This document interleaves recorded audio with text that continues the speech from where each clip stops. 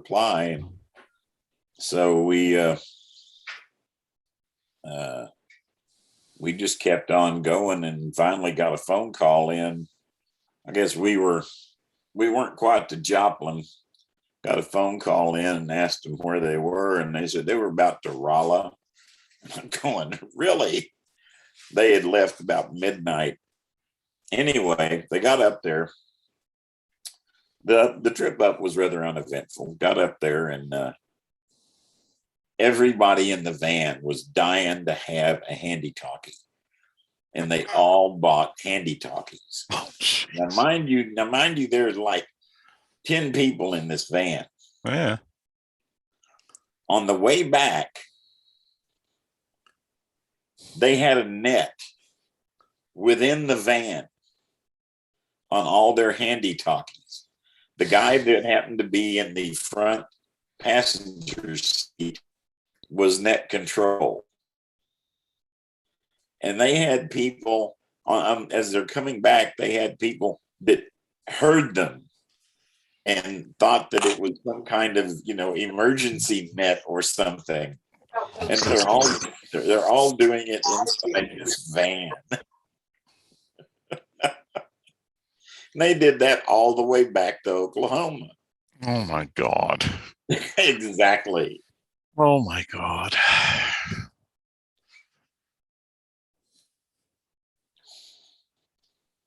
Matt and I also bought handy talkies, but we weren't involved in that. Yeah. Probably just as well. Well, I got tickled. We were looking, and we hadn't been there very long, and he walked up to the HRO booth and just asked him how much I think it was VX5s were, and they were like 209, something like that, or 219. And so he bought one. He kept trying to get me to buy one, and I'm going, nah, I'm gonna wait. And he got done with his purchase, and I walked the 40 feet down to the AES booth, asked him how much they wanted for a VX5, and it was like $199. So I just grinned at Matt, bought one. Yeah. Them Dayton specials are hard to beat. They are, yeah.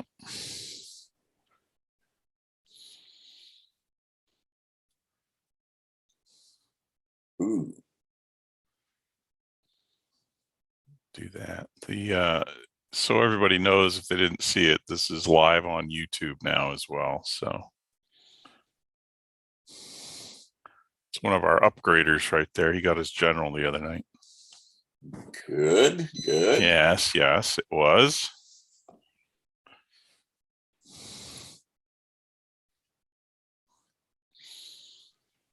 Wow.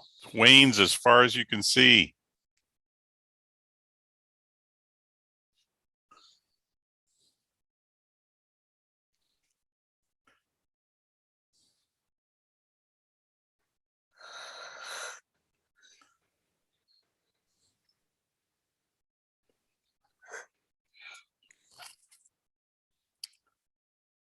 Good participation today. We got a bunch of Zoomers today. Mm-hmm.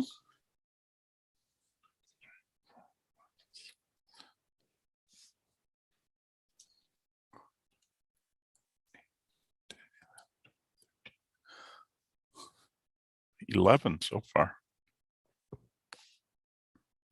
Yeah, but does that include the two? No, that's two at the firehouse and 11 more.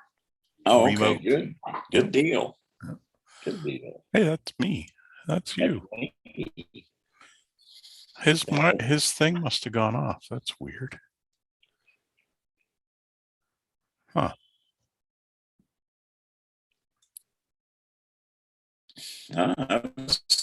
He may have done that himself. I don't know. I had it spotlighted, but he obviously did, because yeah, it's still up on we can podium. We can potentially wave it ourselves. So.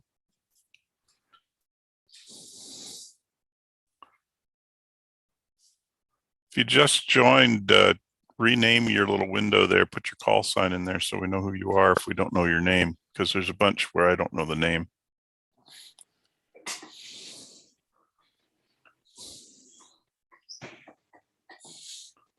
Actually, almost everybody has their call sign there, so.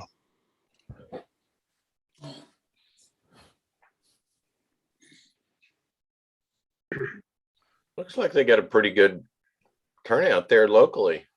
Yep. Yep. I see Mark, but I don't see John. Where's John? He's there.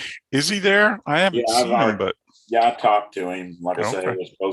I was supposed to go down, and we decided not to. And I just wanted to tell him John weren't coming.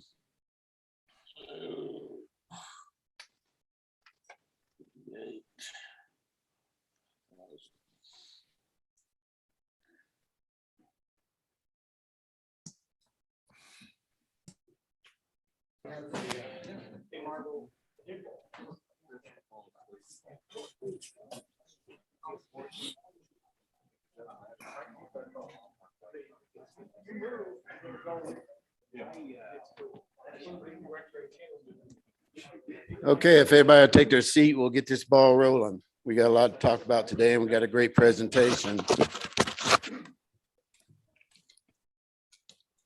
Okay, we got several on Zoom. We appreciate y'all coming. Appreciate everybody coming. We'd like to start off this meeting with a moment of silence for a couple of hams that have passed away lately.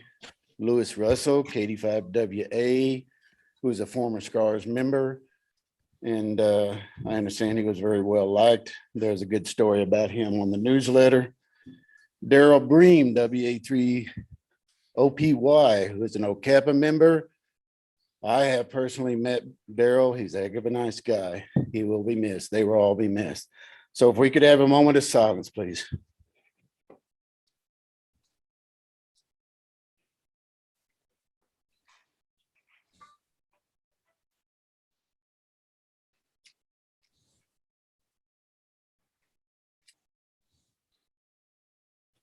Okay, thank you for that.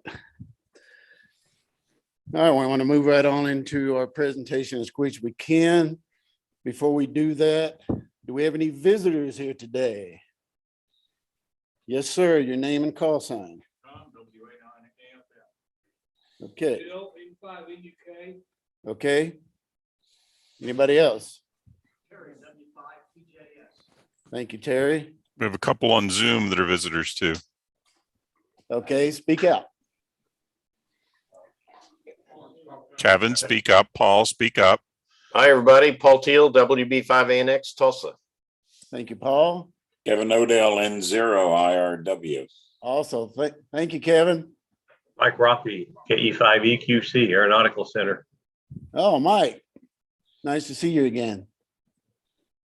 All Mark right. Conklin, N7XYO. Oh, there he is. Yeah, I'm here. Jeff Oh, Scoville, wow. A5ME. Awesome. Do we have any more visitors? Jeff You like Scoville, our vi- A5ME. Jeff Scoville. Thank you, sir. All right, so we'll start off, we'll go real quick around the room here and do some introductions. We're going to start with Mr. Hank.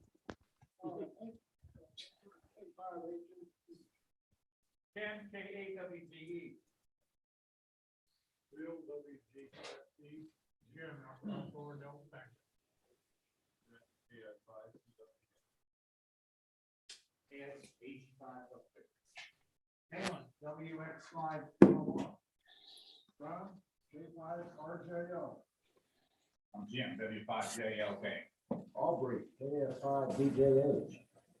Mike, M5SOF. KF5QNF.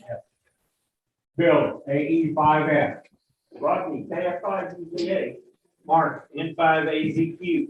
Larry, W5LSG. Mike, KE5ASN. Chris, KX5ALC. Jeff, K5CKK. Bill, N5AUK. Lee, W5HLG. Mark, KF5NQV. Long gig, 6 AAA. Dean, picking 6 IPL. Navy, 85 EPD. Mary, let's fly up. Jenny, W6 BD. John, W5 JWC. Dwayne, A5 JD. You guys. Chris, KU5 JZM. John, N5AUS. Mark, N5AUS. All right, and I am Wayne, KK5IL. Let me call out the people who's online. Peter, And 5UWY. okay. Mike, HXT, thank you for joining us. We've got Carl, SSW. Kevin, thank you for coming. Steve Matlock, thank you for being here, sir. You look like you need more coffee. Thank you. Mr. Glenn, thank you for showing up today. Paul, thanks for coming. Mike, thanks for coming. Mark Conklin, thanks for coming.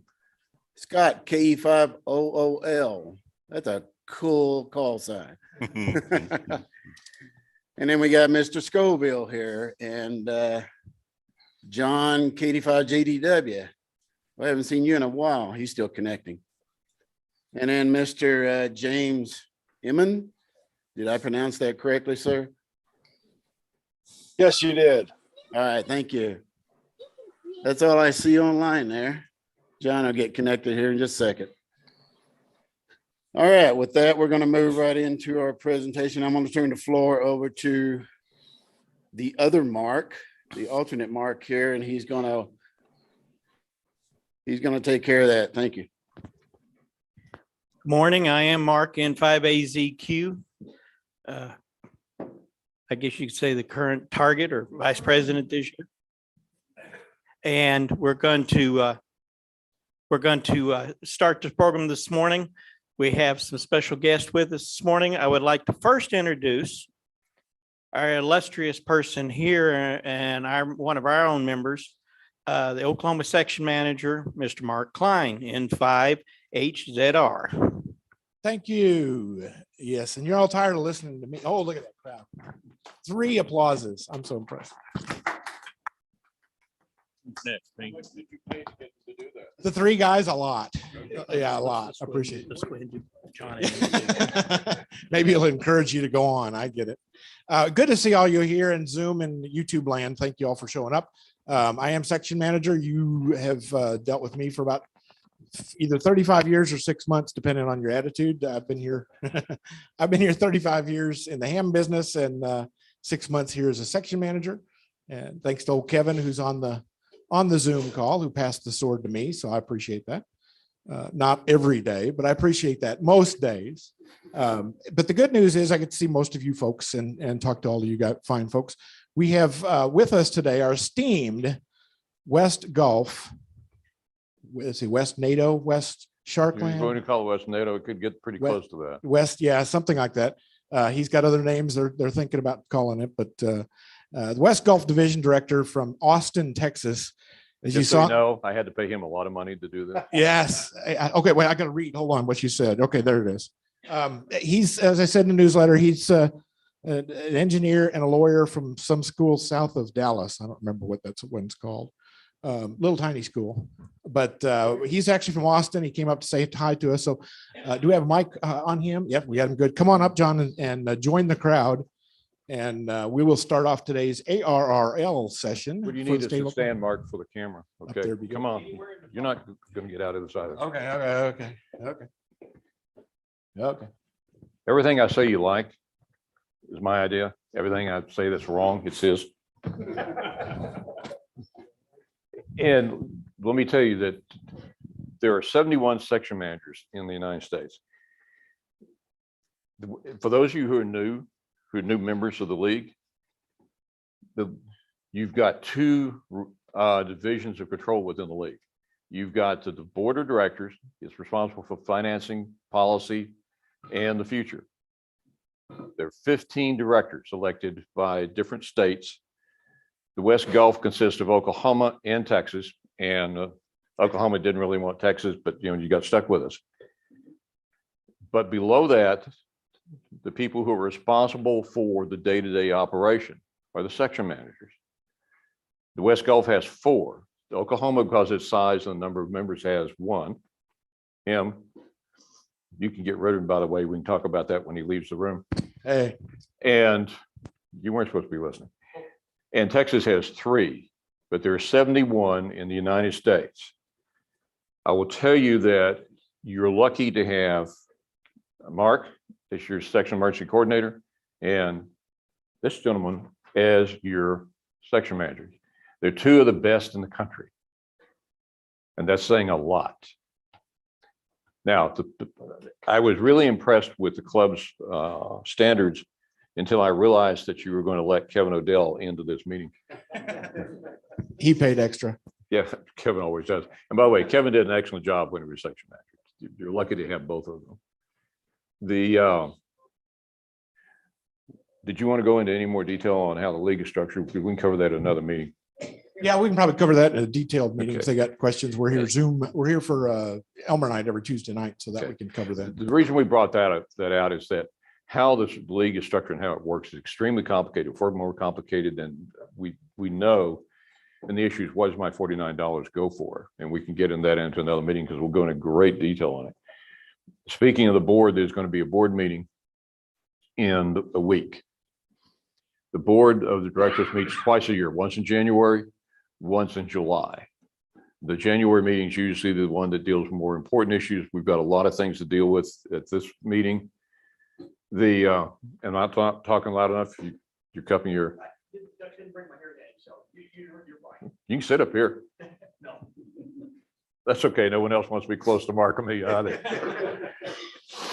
But there have been, in 2016, the chief executive officer, Dave Sumner, retired. And since then, we've been trying to move the league forward into a new direction.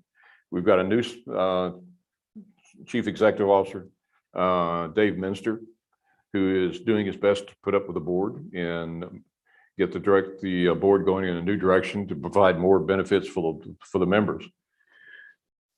And so you'll see changes as we go along. Some will be good, some won't be as good as we want because we're rebuilding the organization.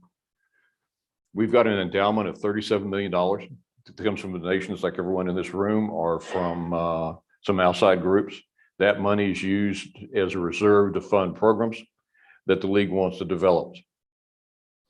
You will see in the minutes the formation of what's called an investment management committee, because up until this last year, the league has never paid attention to its investment policies. Now, why is that important to any of us in this room?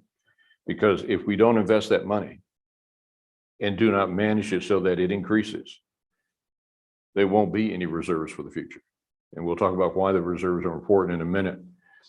But Fred Hopengarten, who is the director for the New England division, is the one that recommended that we change the investment policy and we start hiring outside managers. How many people manage the money for the league up until now? You've got the answer? Tell them what it is. The treasurer was responsible for managing all the money, investing it. You can't count on one person being that bright all the time. Now, Rick Neiswander, who has been doing this, done an excellent job, but Rick's going to retire. So how often can you find someone with the background that Rick has? So the decision was that we're going to have outside managers to manage that money. The importance of that is that it will be able to back up as a reserve. Some years for the league are good and bad. Each one of you that's a member writes a check every year for your membership. How much of the operating cost does that membership pay? You want to guess again? 12%. You were raising your hand. 47%. He cheated. He listened to me before. So if we're about a $15 million a year budget, give or take, the dues pay for 47% of the operating cost. The rest of that money comes from either digital advertising in the magazines, digital advertising, the sale of books. And by the way, those books are important. Besides using the books to enhance amateur radio, to provide training, to bring new people in, we actually make a small profit of this. We're not getting rich, but All of that helps pay for what the league does to maintain amateur radio. But what we're seeing across the country is that advertising in magazines is declining. How many of you have magazines for a trade organization and they keep getting thinner? They keep getting thinner because the ads are going out. We have the same issue. Answer is digital advertising, right? No. Digital advertising is, for no reasons that aren't clear to everybody, at least within our group, is also declining. Book sales shift.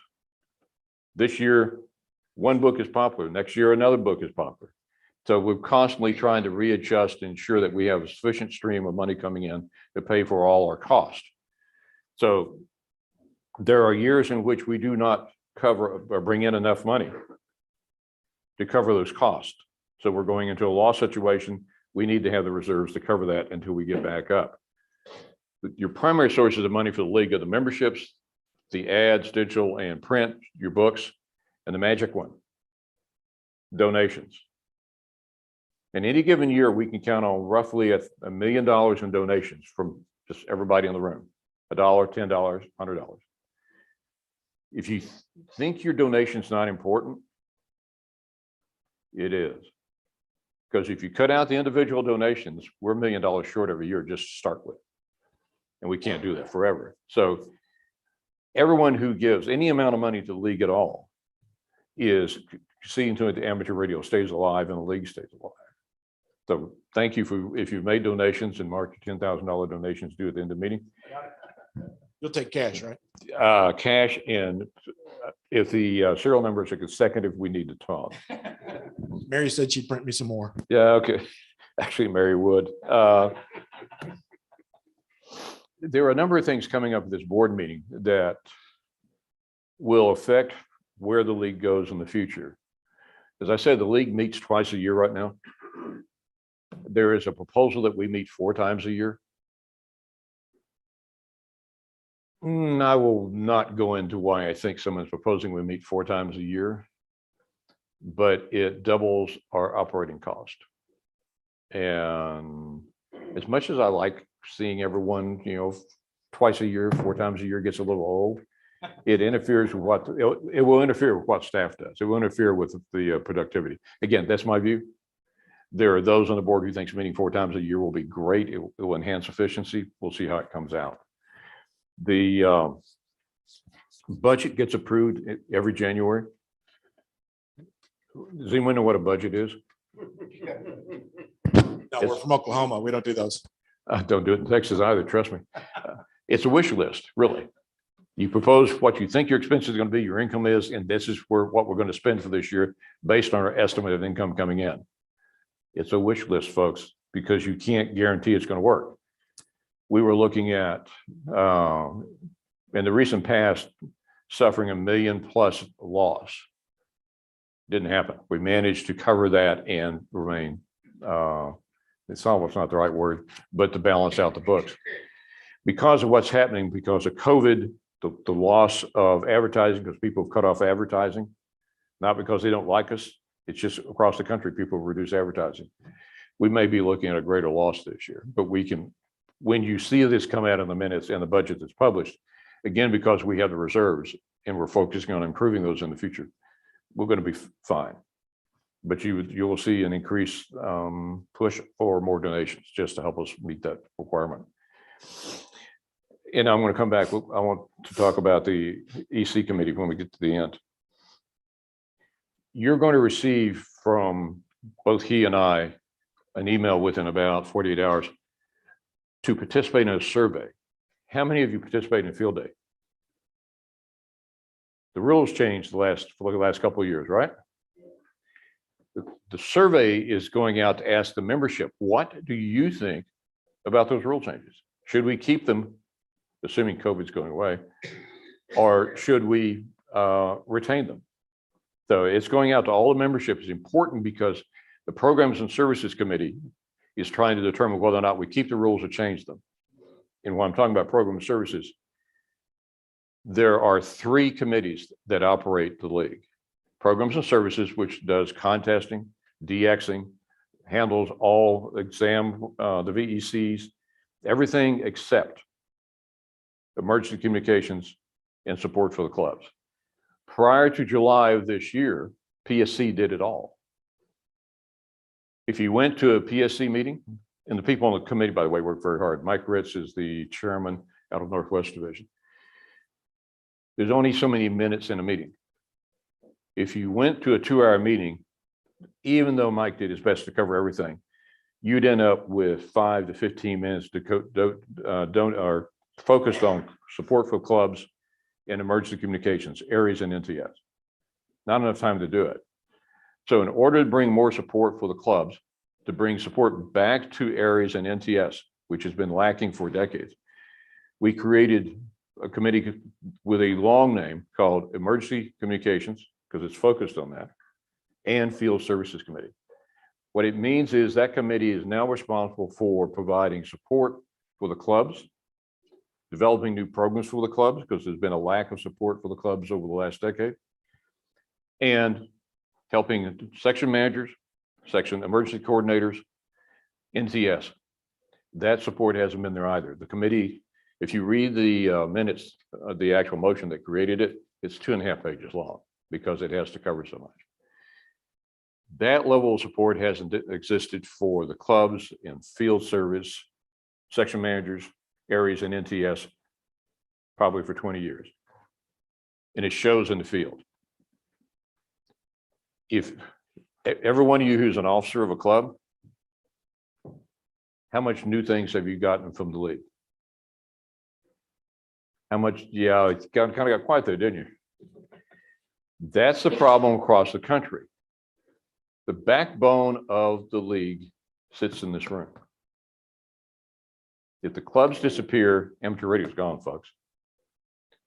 And to give you an idea of how little support we had from headquarters for the clubs, we had a gentleman who's no longer with us, who, when we sat down with him to talk about the lack of support for the clubs, looked at another director and me and said, "We don't need to support those clubs. Clubs are old and they're out of date." Go, excuse me? He went, "It's just a bunch of old guys sitting around on Saturday morning, drinking coffee, telling war stories." The other director managed not to hit him. And we said, okay, we don't need clubs anymore. What replaces clubs? Anyone want to guess? Oh, come on. Most of you are sober. You can guess this. Twitter. Close. He said social media. We don't need clubs. We'll do everything we need to recruit new members and to operate the league with social media.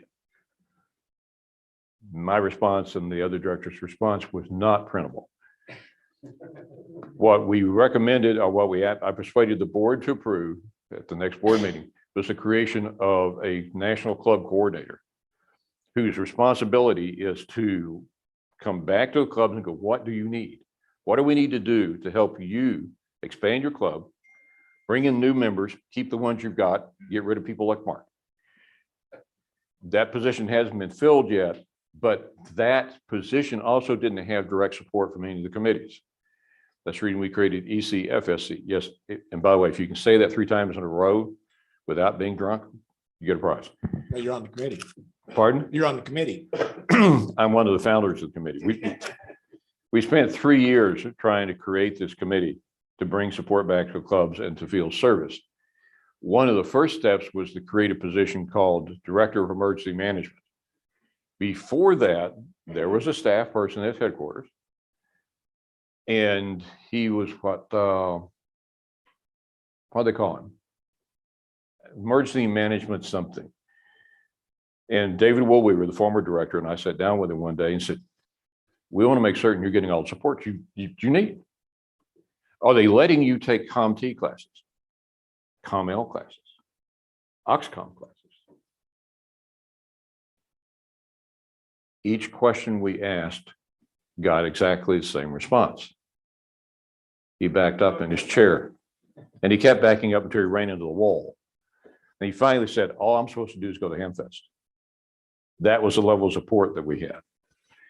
So in January of 19, when we got control of the board, and that we can go into that in more detail later, we eliminated that position.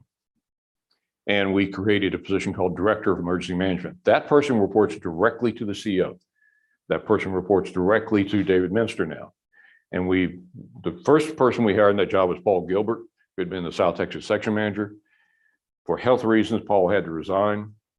And we now, after a long search, have replaced him with Josh Johnson out of Arkansas, who's got a real good background in public service and MCOM. Hopefully he works out. Of course, his problem is he has to live in Connecticut.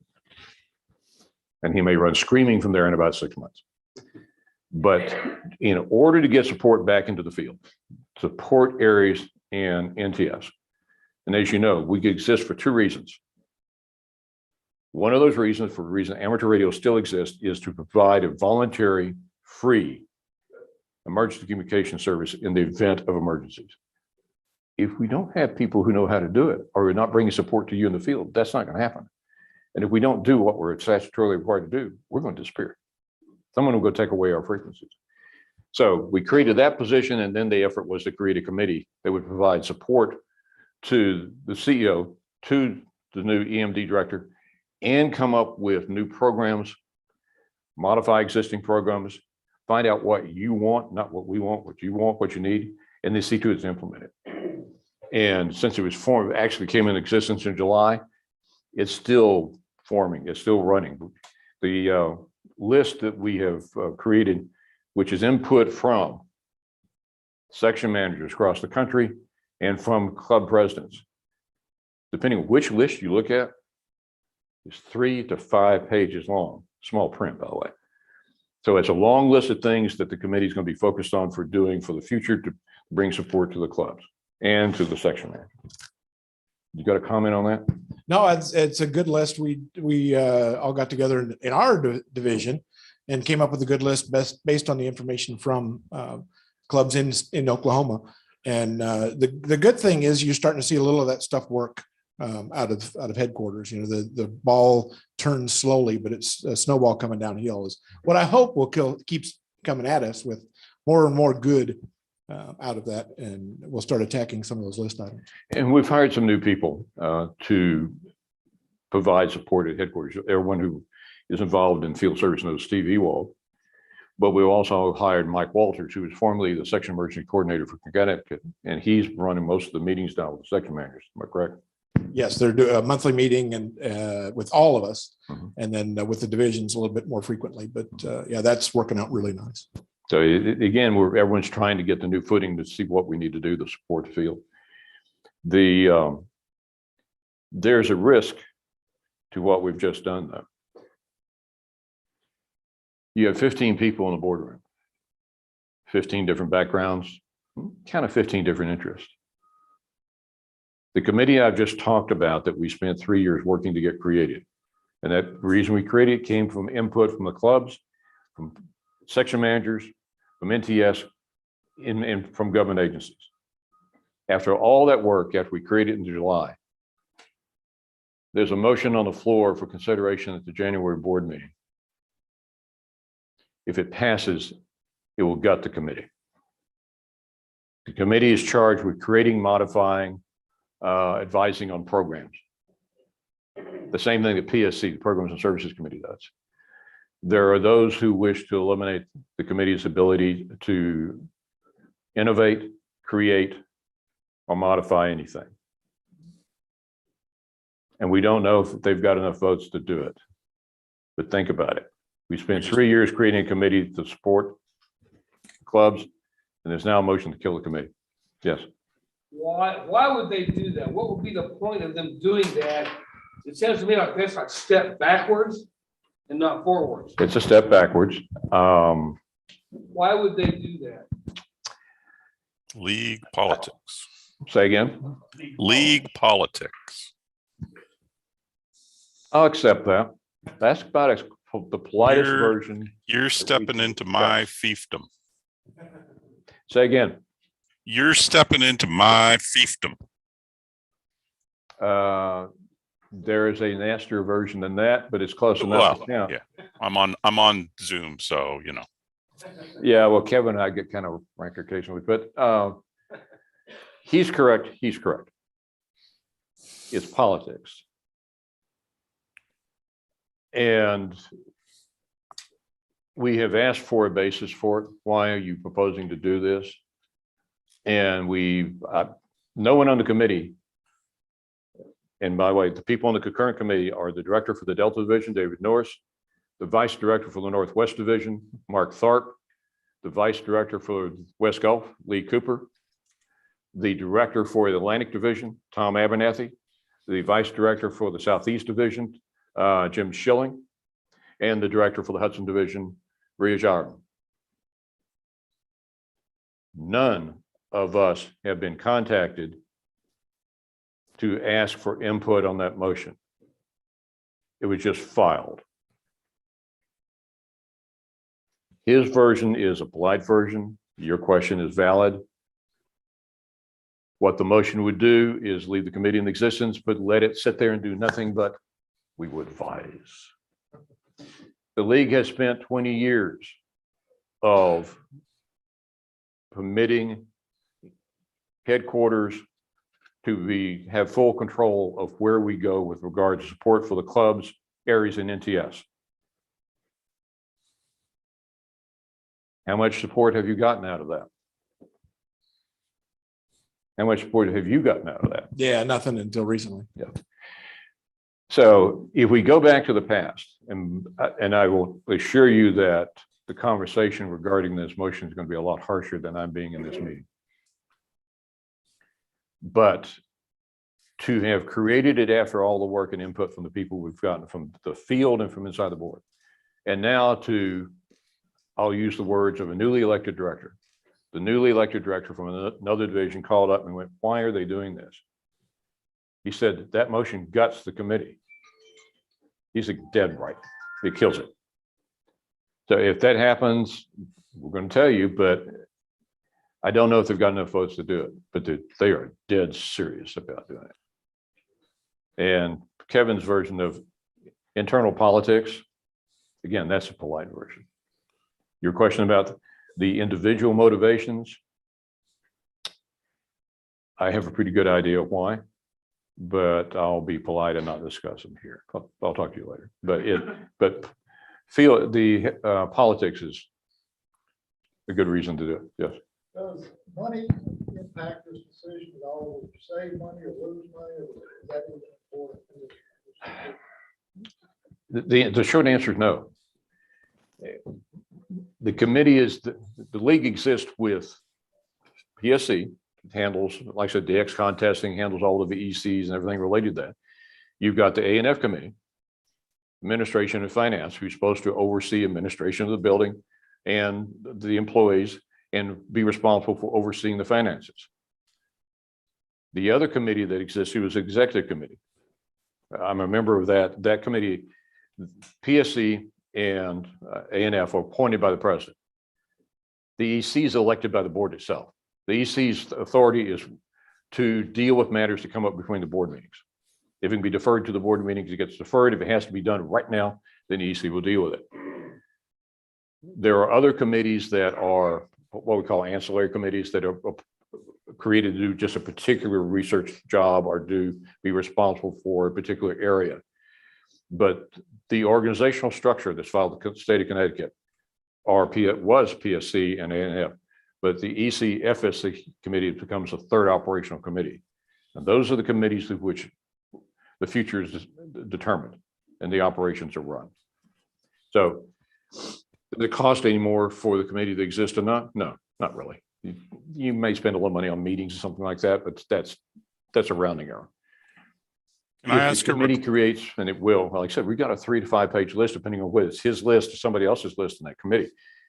And again, those lists are compiled from conversations with clubs and with section managers and others.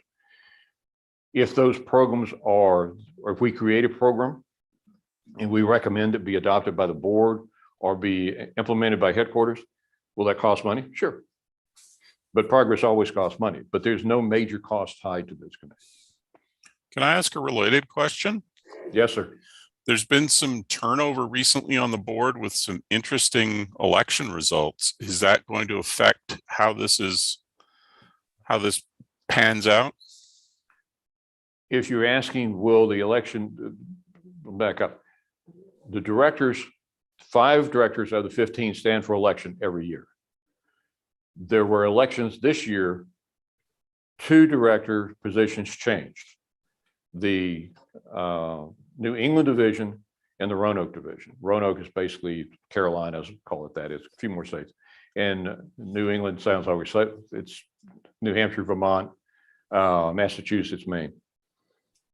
Will those 2 new positions result in changing the outcome of how the vote goes? The answer is I don't know. Those 2 directors will have to make up their mind where they wish to stand on whether or not we go forward with increasing support for the clubs, section managers, NTS and areas, or they want to go back to the old method of we will show up and listen to what you tell us from headquarters. The reason I ask is because Fred Hoppengart, I don't know how you pronounce his name. Hoppengart. Yeah, you mentioned his name, but he was unelected this year and seemed to have some serious competition. I'll come back to you. Let me answer your question. Understood. There were 3 people running out of the New England division. The former director, Tom Frenay, Fred Hopengarten, who defeated Tom Frenay in the last election, and Fred, and if I say his name correctly, Kimner. Did I say that right, Mary? What's the correct? Kimmerer. All 3 are good men. All 3 have different interests and strong passion. As I said, the investment management committee that's changing our investment policy is a result of Fred Hopengarten's recommendations. And Fred is also co-author of the HOA legislation that we'll talk about in a minute. New England made a change. The election was very close. I've spoken to the new Fred. I mean, when we talk about, we've got Fred 1, Fred 2. I've spoken to the new Fred. He's extremely enthusiastic. He's got a number of great ideas. He's very supportive of clubs, very supportive of emergency communications. Does that tell me or you how he's going to vote? No, he's got to make his own decision. But one of his strong election points was his efforts with bringing youth in the clubs, and he turned the Nashua Club in New Hampshire from just a little small group to, I think, what was it, 400? Huge increase in the club size. So I could speculate, but anytime you have an election change with new votes in the room, yes, you've got a possibility of the votes that previously existed to support the committee will shift. The gentleman who was elected out of the Roanoke division, Dr. Jim Boner, was the previous director. He was defeated by Bud Hipsley. And in this election, Dr. Boner's back. Dr. Boner's a good man. I don't know where he stands on this. I haven't had a chance to look at it. But the question you asked is valid. We don't know. Okay. Thank you. It will be an interesting discussion at the board meeting. And you had a question, sir. Would 47%, get their attention? Would the 47%, if the members were to say don't or do, it should. But the problem is when we don't have enough time to get the entire membership involved. If we did, we would. But yes, it would make a difference. The whole thing that bothers me personally, and I just started working with ARRL 2 years ago because I didn't want anything. I did it because of emergency services, because that's my passion. Everything that I see in every newsletter, contest. I guess I don't even want to get on the radio on the weekends because of contest. My smile is not because I disagree with you. The smile is because that was one of the motivating factors for creating a committee that would shift focus within the league. I love contesting. I mean, my station operates out of a truck, so DX to me is 3 blocks down the street sometimes. But as important as those are, that is part of the interest of amateur radio. We have people who'd rather do fox hunting. We have people focused on EME. We have people focused on DXing, contesting. But there are also, it's 48% of the people who get a new license get a license because they want to participate in emergency communications or public service. Think about that. 48% of people who go get a license want to help. And I think that's bigger here in the central US. That number is probably a larger number. Oh, the central US, Mother Nature comes and visits Yeah. every so often. Yeah. In fact, if you look at the membership of the ECFAC committee, the one that was created to actually bring it into existence, those people are target divisions, with Delta and West Gulf being the two primaries. Pardon? Flyover zone. Pretty close, yeah. But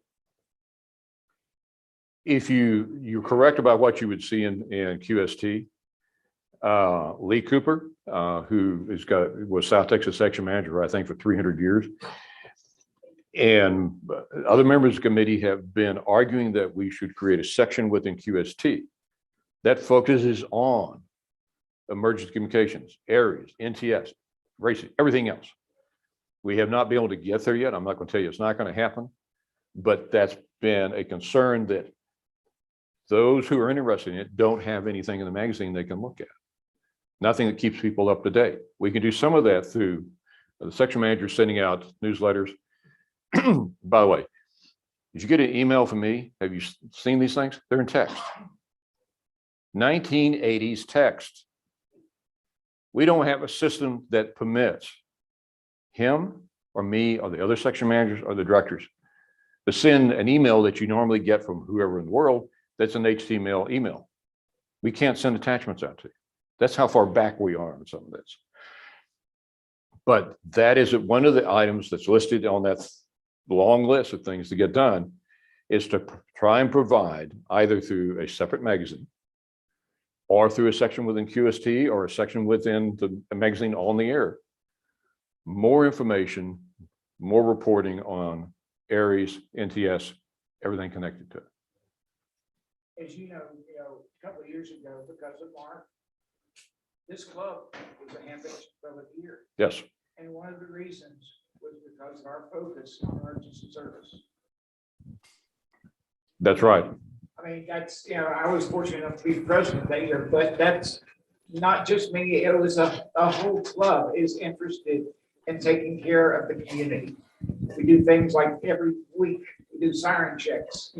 There's a lot of stuff that goes into that. But the ARRL doesn't seem to be supporting it. It has not in the past. You were pointing someone. We'll get to. Okay, but with Dave Sumner, the primary focus was on DX and contesting international matters, all of which were important. But support for the clubs and field service areas NTS dropped. We've been after Dave left and we got new CEOs, we've been trying to refocus the league to do that. It's a major shift and change, but that's the reason this committee was created, because it's such a large part of the membership that has no interest in contesting, DX, and fox hunting, anything else. It's public service and emergency communications. And again, that's a statutory reason to exist. If we don't pay attention to that, my concern, and there are others who may disagree with me who aren't in this room. Why are we here? I mean, I'm chairman of the legislative committee. When we go to Congress, or we go to the Oklahoma legislature, we go to the Texas legislature, which is hoot, by the way, you have people there, the majority of them, in fact, there's no one in Congress right now, I think, that holds a ham license. It used to be that when we would go talk to someone, I'd talk to Senator Mark here. Mark go, I'm not a ham, but my uncle, Mr. Jeans down the street, they all knew someone who was an amateur radio operator, and they had a favorable view of it. If they had been elected to county government, municipal government, they knew that when Mother Nature came to visit and things went south, the other people that came to visit with amateur radio to back them up when they needed it. And like people said about John Wayne, he shows up, solves a problem. When it's over, he goes home. That's what we did. Came up to help, then we went home. But that's been changing over time. I've seen it just in the last 10 years working with the legislature. You've got a shift in new members now. They don't have the same background because amateur radio has done a poor job. I've got stronger language than poor, but let's go with poor job of telling the world what we do. You've got a good cross-representation of people here. Mhm. Why don't you ask the room what they feel about, what I just talked about? Want to take it to, take it to Go. board meetings? All right, Mark. Hands raised for emergency communication side. Ooh, good. Hands raised for contesting. Ooh, good. Yeah. and Hands you can raise raised your for hand more than support. once. Hands raised for support for the clubs. I got That two. got up. 100%. Yeah, I got them all up. Any others you need? No? Yes, sir, in the back. I've got a question about the support for the clubs. My youth membership's expired, and I get these things in email all the time. Did we tell you that you got into the room free, but you can't get out of the room free? We're going to take your $49. You're free repeater direct or you're free whatever. But I've yet to get one that says, click here if you want to renew through your club and you want them to get credit for membership. I didn't pay him. Really, I didn't. I don't believe you. Neither did I. John, You hit a nail on the head. If someone walks in this door, they're brand new, and the club signs them up, that's a $15 credit to the club. If you do the paperwork, We'll get to the paperwork. Hang on. and it is paperwork. But if anyone in the room renews, that's $2. The amount of paperwork that a club president has to do, or club treasurer has to do to get that $2 is staggering. Yep. But we have, that's only part of it. But what I've suggested at headquarters, we've discussed it, but it hasn't been implemented yet. The website, by the way, I think the official word is it sucks. It's very difficult to fix. But what we intend to implement is that any one of you who wants to go online and renew online, when you get that chance, you can click, give this club credit. Now, the other thing that I suggested that was approved, if I remember correctly, is that $2 is a waste of time. Yep. In 1980, $2 was kind of neat. $2 will not buy you a cup of coffee now. Yep. So I've said we move it to $5. So if any one of you renew, the proposal on the floor is supposed to be the club gets $5 for that renewal if it comes to the club. Now, again, the paperwork hasn't changed. It hasn't been streamlined yet. It can be done. But what we're trying to do is get it so that you can just go online and go, I picked this club. And it's done. That makes it easier at headquarters. The bookkeeping up there is a pain too, by the way. Nothing works efficiently on this side, but the intent is what is, I've already proposed, my understanding we've got approval on is that when we're able to fix the websites, it'll be easy to do it online. But it hasn't been formally announced yet, but it's going to go to 5. 15 will still be the brand new person number. 54 cents is a postage. So if you're sending one in, you make 54 cents for postage and you get $2 back for it. So Well, 54 for postage and you've got the cost of the envelope and Yeah. you end up maybe getting $1. Yeah. I think they'll But- let us scan now. It's Yeah, the but perfect question. And that's been an issue we're trying to address. money's in the mail, Dean. John, Yes, let me answer his question. okay, The website it's written on a very customized one-off You content bet. management system. When it was implemented, let me back up. It's what the current board understands is that the original contract for it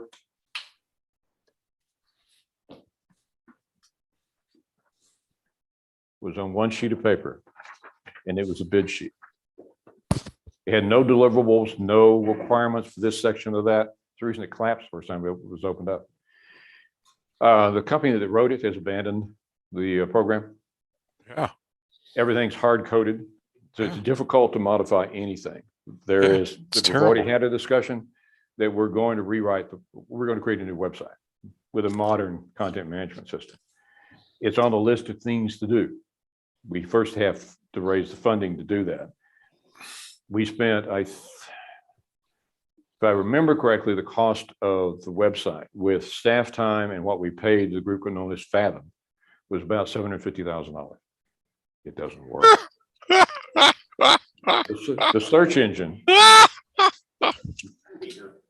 the search engine that's supposed to work with it doesn't work. That's the reason the only way you can search for anything on that website is Google. Yep. Nothing that works. And it doesn't track everything correctly. The amount of information stored is staggering, but you can't find most of it. Correct. I mean, if you go and look just for the minutes of the board meeting, you'd think they'd show up in some kind of order. No. No. It's one of the things we have to fix. Good. And it again, it's on a list of things to fix. I mean, I'm not the only genius who noticed this. You're probably the lead genius, but not the only one. No. It was bad from the get-go when they took a week to cut over and the web was completely unavailable. We knew right from then, this was back in 2010 or 2011. We knew right from then that this was going to be let's just call it a fiasco. And it didn't disappoint. It's been a fiasco. The fun part was that there was no real testing before they tried to switch over. Clearly. Now, if you look at that website and you look at a full page, if you look very carefully, the page is distorted. Because at the bottom of the page where you can't see it, hard coded into the page is the name of the company that created it. And no one thought to exclude that either. It was perfect advertising for them. So everything that was done by folks who were well-intentioned, but had no idea about software and how to do any of this.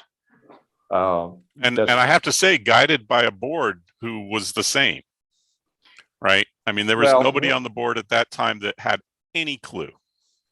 That is partially fair. The board relied on the people at headquarters, and it should have brought in experts to provide it with advice. The folks at headquarters did not understand what they were doing. There's been another software program, by the way, that we're having to deal with now that when the contract was executed, it's a real contract. It used conventional terms for that type of software contract. Nobody understood what it meant. The contract went over 3 times its deadline. We've spent another 1.5 years getting it fixed. But the people on the board, this again is one of the things we're trying to change. Is so we want the expertise in the boardroom. We want to be able to examine what's going on and question it. And you've got some really good people on the board. You've got some people, like I said, who's trying to kill the committee, but the intent is when we look at these software programs and we're looking to hire a new IT director, is that we want to get expertise other than what sits in that building 225 Main. Because they're not software experts. They're not development experts. But you saw the result, as you pointed out, about what happened with the website. By the way, how many of you use Logbook of the World? A few. Absolutely. Now, do you remember what was in November of 2011 when it crashed? Oh, yeah. Don't get me started. Well, I can go longer than you can because it got really intense when we found out. I was president of CTDX in Austin at the time. And you don't think the club wasn't unhappy about that. You just didn't attend that party. But this is a simplification of what was wrong. They're written within the code. It would hit a certain maximum point, and when it did, it couldn't go any further. It had a maximum number of QSOs. It's a little more complicated, but let's call it that. They went into a loop. The good news, you had to get an IT guy who figured out what it was, and we adjusted everything. But the way it processes information isn't efficient. Everything you see now is multi-threaded. Not this program.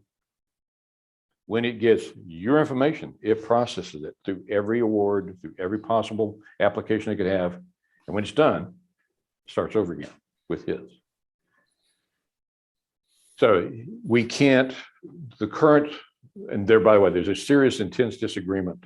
Dave Bernstein, who worked with us to fix Logbook of the World when it crashed, who did an excellent job, has one view. Who quit the committee. Sir? Who quit the committee because the league redirected the resources they hired to fix it to do desktop support. That's not exactly correct. It's partially correct, and I'll come back to that and clarify that. But there's a disagreement as to where the development process on Lubbock World should go. And it resulted in a split between Dave and the people at headquarters. But Dave did excellent work when it was there. But what we learned when we looked at it, there was no documentation for the code. When Dave came in with help, they had to try and figure out what this program did. So they've gotten it to be stable. If we hadn't had Dave and some of the others, it wouldn't have been stable. But we can't, the program can't be what it needs to be to handle the increased volume. I think we have 148,000 accounts on it. So Dave's view is that we ought to incrementally change part of it. Another view is that we just write a new program, get it working, and then cut over. There are risks with that, but I'm not the software guy. The software experts we have will be working on it. And if any of you have been in some of the committee or club meetings I've had, the question is, how do you pay for it? If I start choking, it's okay. The estimated cost to fix the logbook of the world before we get to the website is over $1 million. 18 months, 24 months, depending on whose view you look at. How do we fund it? No, I asked Mark and he said no. But my idea is I've gone to all the contests and DX clubs and go, okay, guys, we did this in Oklahoma. I think you were there. Yes. I said, okay, each year we operate this program. Some years we lose money on it. Some years we break even. I think the worst year is about $250,000 loss. It's a member benefit. It's not going to go anyway. But the question we've been asking all the contests and DX clubs, if the choice is to improve the program, it has to be. It will not survive. And we don't have the money. If we come and ask you for a donation, will you donate money if that money is used only to fix that program? The answer has been 100% yes. So we can do it. I talked to Greg Wyden, who is former director, who's head of the Logbook of the World Committee. We're going to be talking about this at the board meeting. How do we implement a program to get started on defining the specifications for what the new program should do, what we want it to do, and then how do we put together the funding for it? So that is one of the programs that we're going to be working to get fixed. But it'll be going out. We're going out to the membership. Look, guys, help us out. Help us do it. Can we specify where donations are to be used? Yes. When this is announced, assuming that it's put together, like I said, Greg and I talked about 2 days ago, we put it together that this is the announced development plan. This is what we intend to do. And in order to do it, we want donations from the users, from anyone, in fact. Then that money will be segregated. If you want to make a donation, that money can go to Logbook of the World. It doesn't go anyplace else. It goes into an account for Logbook of the World. Won't get spent for anything. And that money will stay until we get the program finished. Now, with $37 million in investments or an endowment, more accurate, we could write a check right now to pay for it. What we believe is important, let's be fair. What I and some of the others working on this believe is important is that if we're going to do this, we need buy-in from the users and the members. You need to support what we're doing. You need to have a hand in this. So we're going to go back to membership to raise the money. If we run short, we can always go into the endowments to do it, but it'll get done. Sir. Can I ask you in the weeds question on that? I'd written it down earlier. Is that $37 million? Is there a chunk of that, all of it, or a part of it, an escrow account where the board can only spend the interest that core amount earns, or is the whole thing up for use? The reason I ask that is Oklahoma, when they had sued the tobacco companies and put I think they call it the T-set or something, that core money cannot be touched. It's like $1 billion. They can only spend the interest. We still have a pot full of money left. You couldn't spend it if you wanted to. A lot of the other states didn't endow that. They could spend any amount on anything and theirs is gone. And I was curious if the board escrowed any part of that $37 million, like 20 million is a core amount that cannot be spent, and then they just can spend the interest that earns, or is the whole thing in jeopardy? It's an in the weeds question, and it's a good question. Of the 37 million, a portion of the money is restricted. How many of you are life members? I'm going to send you a bill for a second life membership so you live longer. I hope I live long enough. If you have a life membership, that money is segregated. We can only spend a certain amount of it over the life of the membership, and it's calculated 25 years. People have donated money, and that money, as it was donated, was restricted for certain uses. We can't spend the principal of that money either. So what can we spend? It's the interest off of that. But there's about 15 million that's unrestricted money, which means if we really all wanted to go to Friedrichshafen, we could spend the 15 money, go to Friedrichshafen. But of the 37 million, the way it is currently set up is that we are looking at not having to ever invade the corpus unless we have to. On any given operating year, as part of the budget, we allocate or we predict that we may have to use a certain portion of that money. I think the max we've had to use is 500,000. This year, it might be a lot bigger because of the decline in advertising, sales, and other things. But if we wanted to use it all, we can't get beyond 15 million. That's maxed out. We can't go beyond it. That's one reason we want to increase the earnings. I mean, up until the July meeting, the maximum amount of money could be invested in stocks was 50%. And if you talk to all the investment advisors, you go, what? It ought to be 65 to 70%. So the new investment policy actually permits us to do that. So we'll end up hiring people to take care of that. But no, that's a good question. But 15 million is a max that could be taken out. And there are little tricks with that, but majority of money is reserved. We can spend the interest off of it, but we have made a point of not invading that, either all of the interest we earn or all of the corpus, because we want to keep that for the future. We try not operate out of actual operational expenses. An easy way would be to take a certain percentage of the money earned and create a rainy day account. In other words, that can only spend after the non-rainy day interest is earned and used. That would be like a stopgap. Effectively, it's kind of set that way as it is. If we need the money, we have to have it. We've budgeted, I think in the past, it's been about 500,000 a year. But if we had to, we're in a position to go back and get more money out of that account. But we make a point of not doing that unless we have to. But no, that's a good question. Any other questions on that?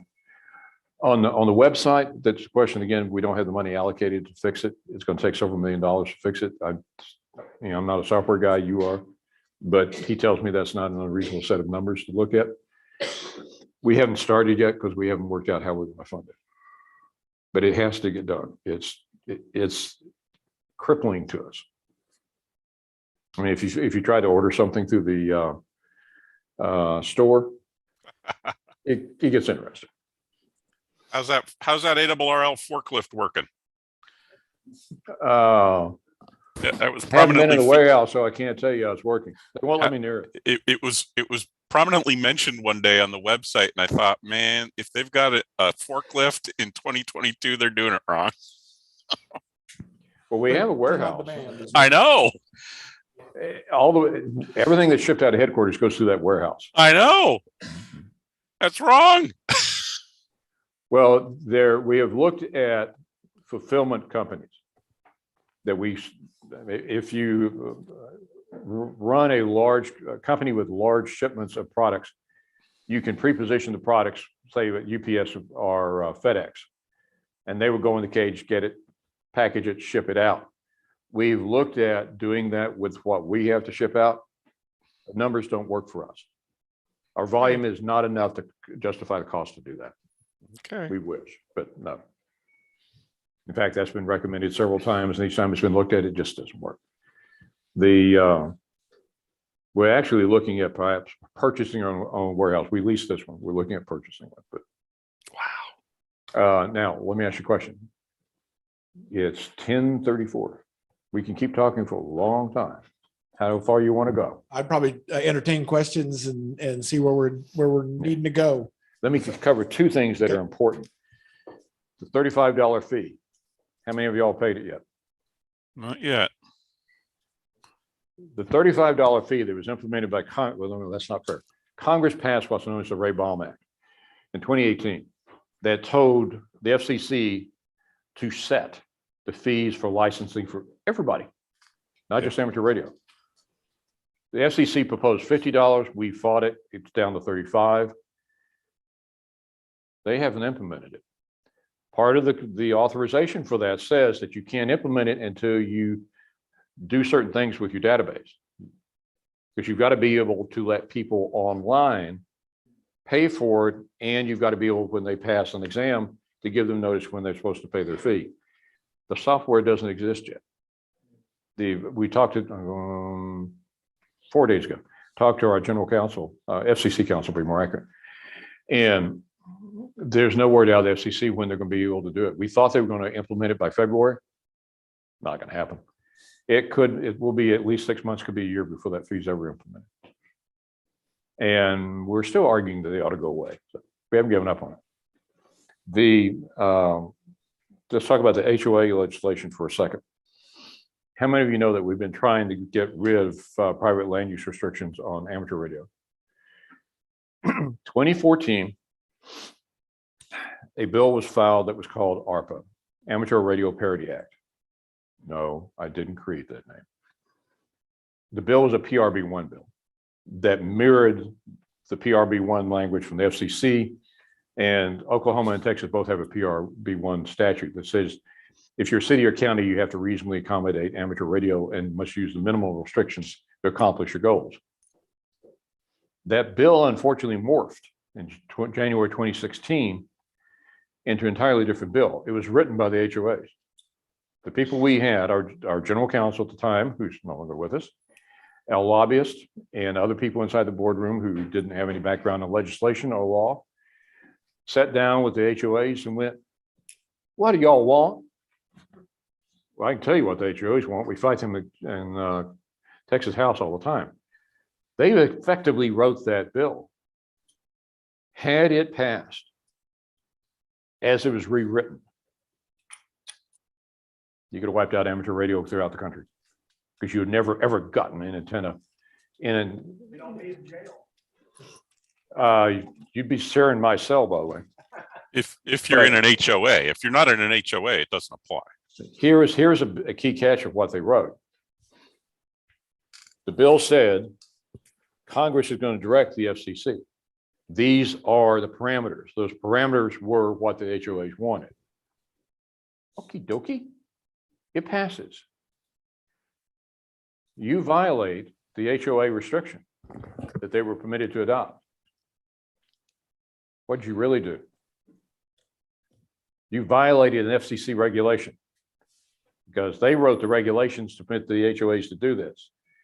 It created the possibility, not guaranteed, but possibility that when your license came up for renewal and you had violated an HOA restriction, the HOA could file a complaint against your license being renewed.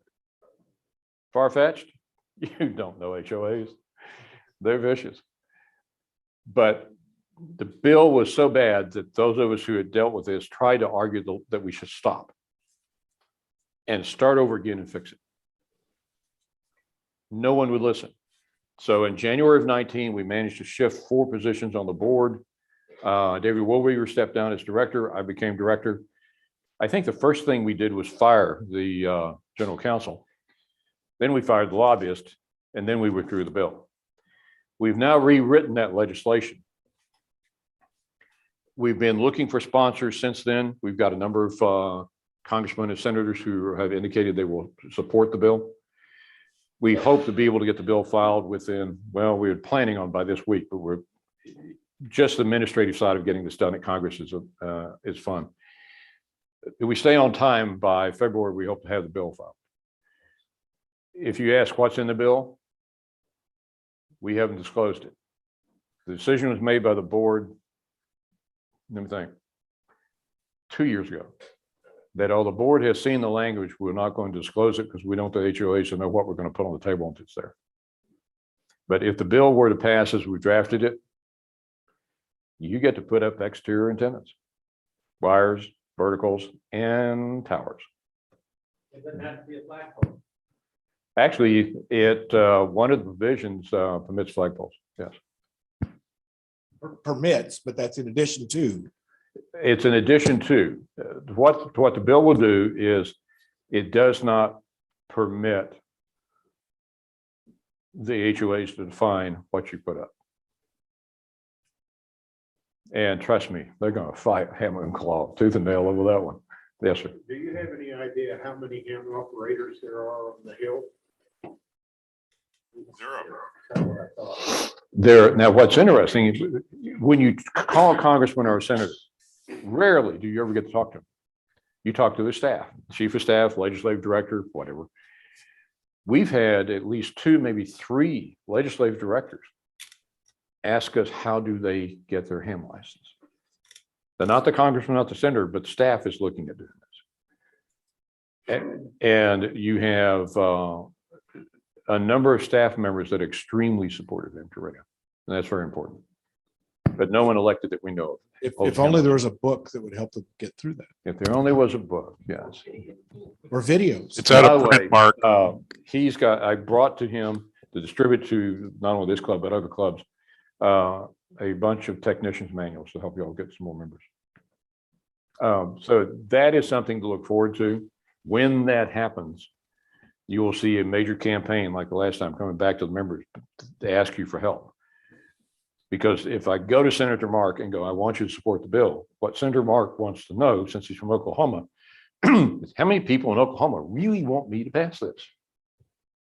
Because if there's not anybody from Oklahoma who wants him to pass it, he's not going to do it. 2 things get people elected. One is votes, second is money. So if there's no possible voter support in the state where he was elected, he's not going to do it, folks. So if you think your contact is not important, let me tell you it is. If you call your congressman, your senator, even if you call your state rep or state senator, they log those calls.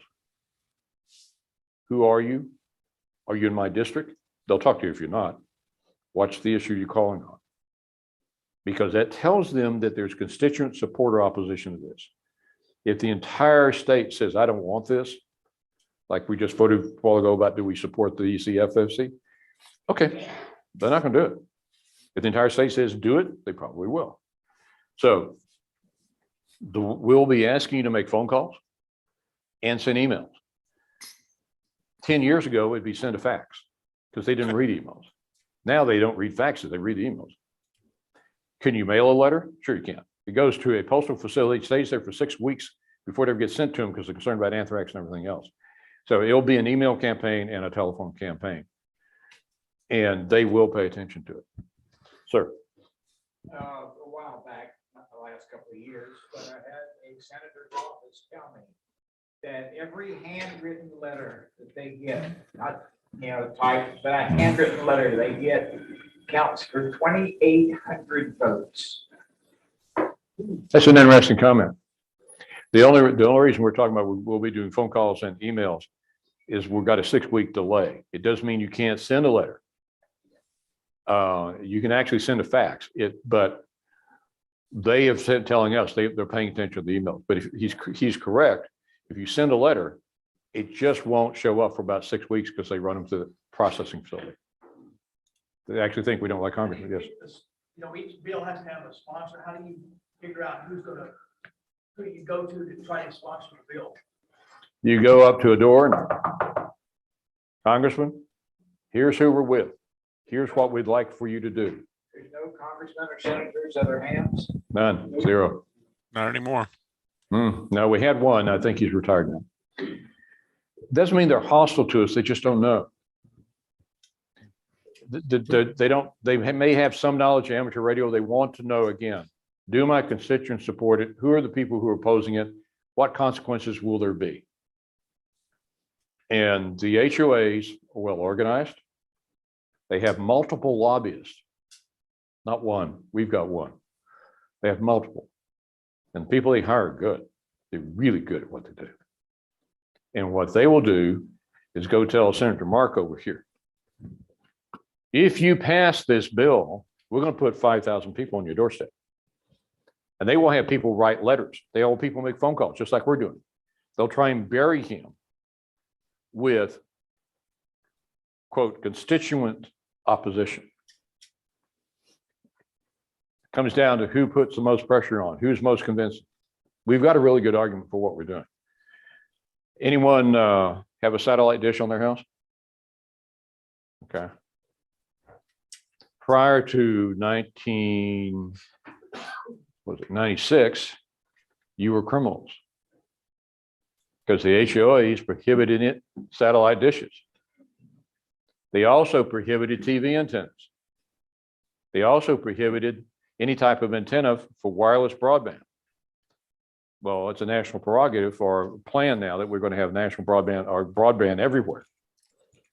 So much heat was brought to Congress because people couldn't put up a TV antenna. I'll put up a satellite dish or an antenna for internet. Congress in 1996 amended the Communications Act. As part of that, they adopted what were called the OTARD rules, over the air reception device. The bill said, FCC, fix this. And here's what you're going to fix. Short version is, if you have a satellite dish, it's because of the OTARD rules. If you want to put up an exterior antenna for TV, you may. What do you put it on? You can put it on a mast, you can put it on a tower.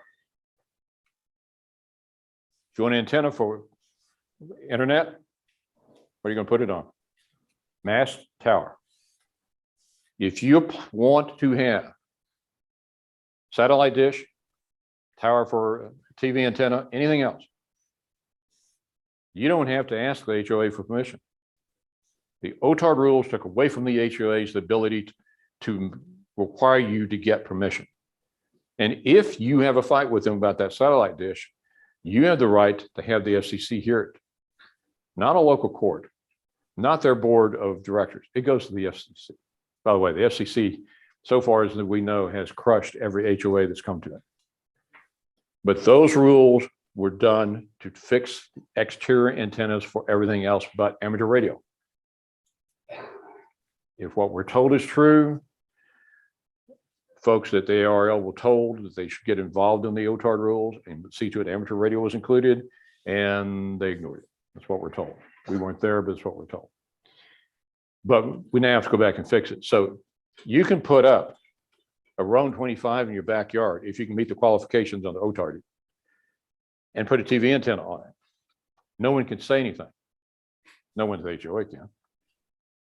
But if you put up the same tower and stick, instead of a channel master, you stick an M2 on it, you're in violation of HOA rules. It makes no sense, folks. In fact, that's one of the arguments we're making with the legislature. That, okay, if I can put this stuff up, tell me the difference. They can't. Sir? Actually, I've been trying to find a case. As you know, I'm trying to find a HOA where we can put up one with a TV antenna and hang a Yagi below it and go, what are you going to do now? It makes no sense. I haven't been able to find one. And to give you an extreme example, there's a subdivision outside Fredericksburg, Texas, about 10-acre lots, something like this. It's 10 to 50. As you drive in, there's a 105-foot tower in front of you, around 25. Sitting on top of it is a TV antenna. Because there's a ridge line, they have to get over the ridge line to get to San Antonio. 400, 500, 600 yards this way. There's a 101-foot tower, a 100-foot tower. It's got 110 on the other one, I think. They're Roan 25s. The difference is those are amateur radio antennas sitting on top. That HOA tried to make him take down those towers and antennas. He'd been there for 10 years with it. Somebody moved in that just hates, well, actually hated him. And they tried to get the HOA to make him take them down until we showed up and went pick a courthouse. Because if you try to make them take them down, we're going there. They backed off. But the point is, A 105-foot tower that way is perfectly legal under OTARD rules. Amateur radio, identical to it, is not. That's insane.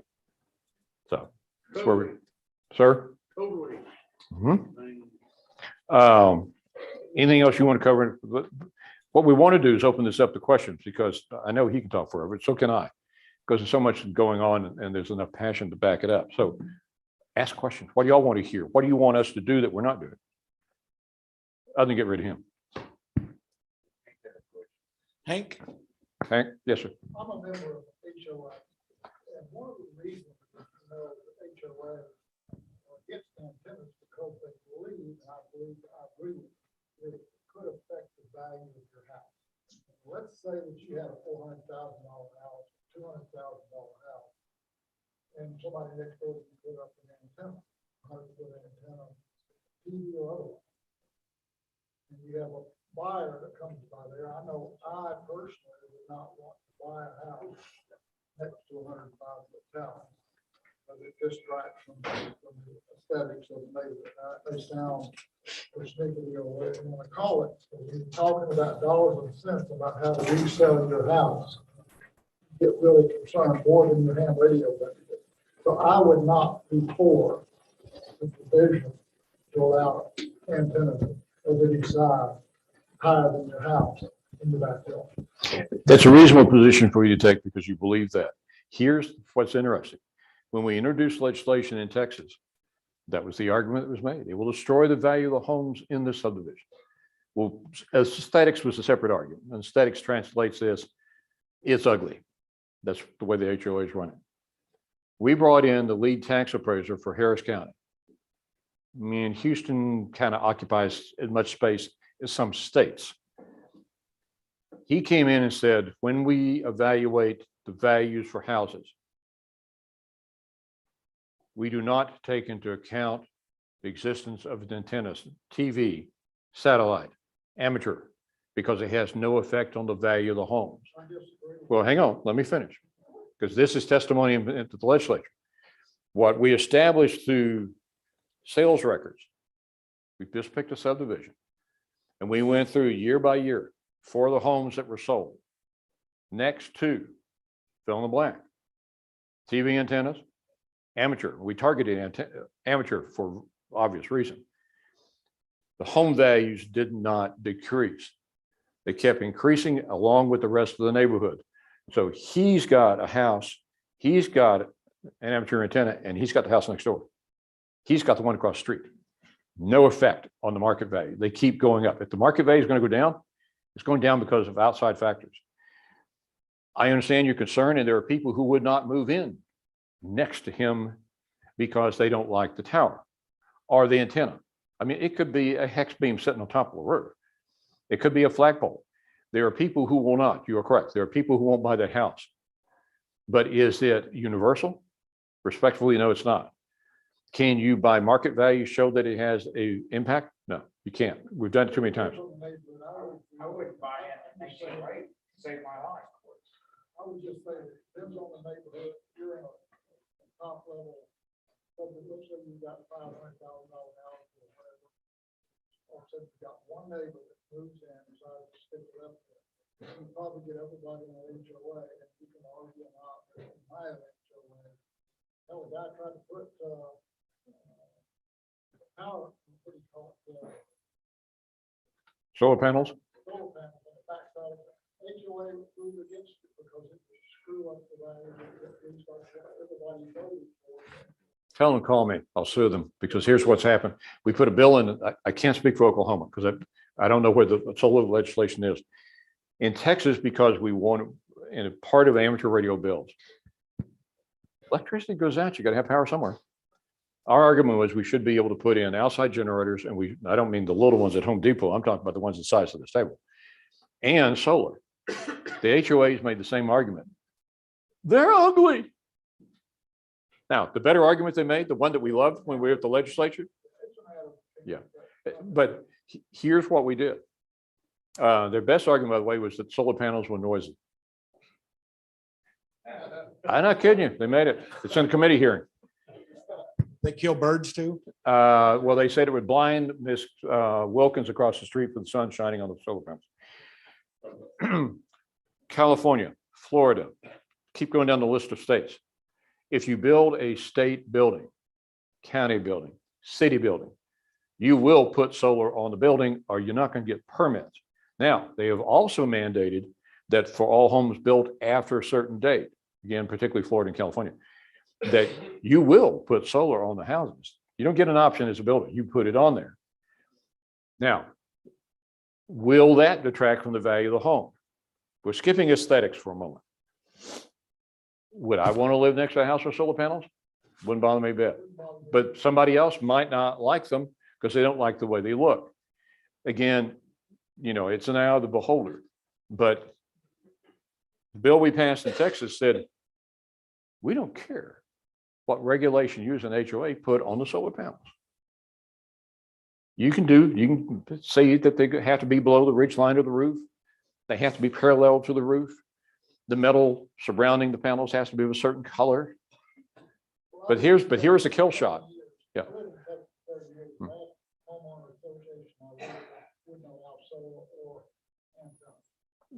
The bill passed in 2013, I think. So before then, you're correct. They could prohibit them, and they did.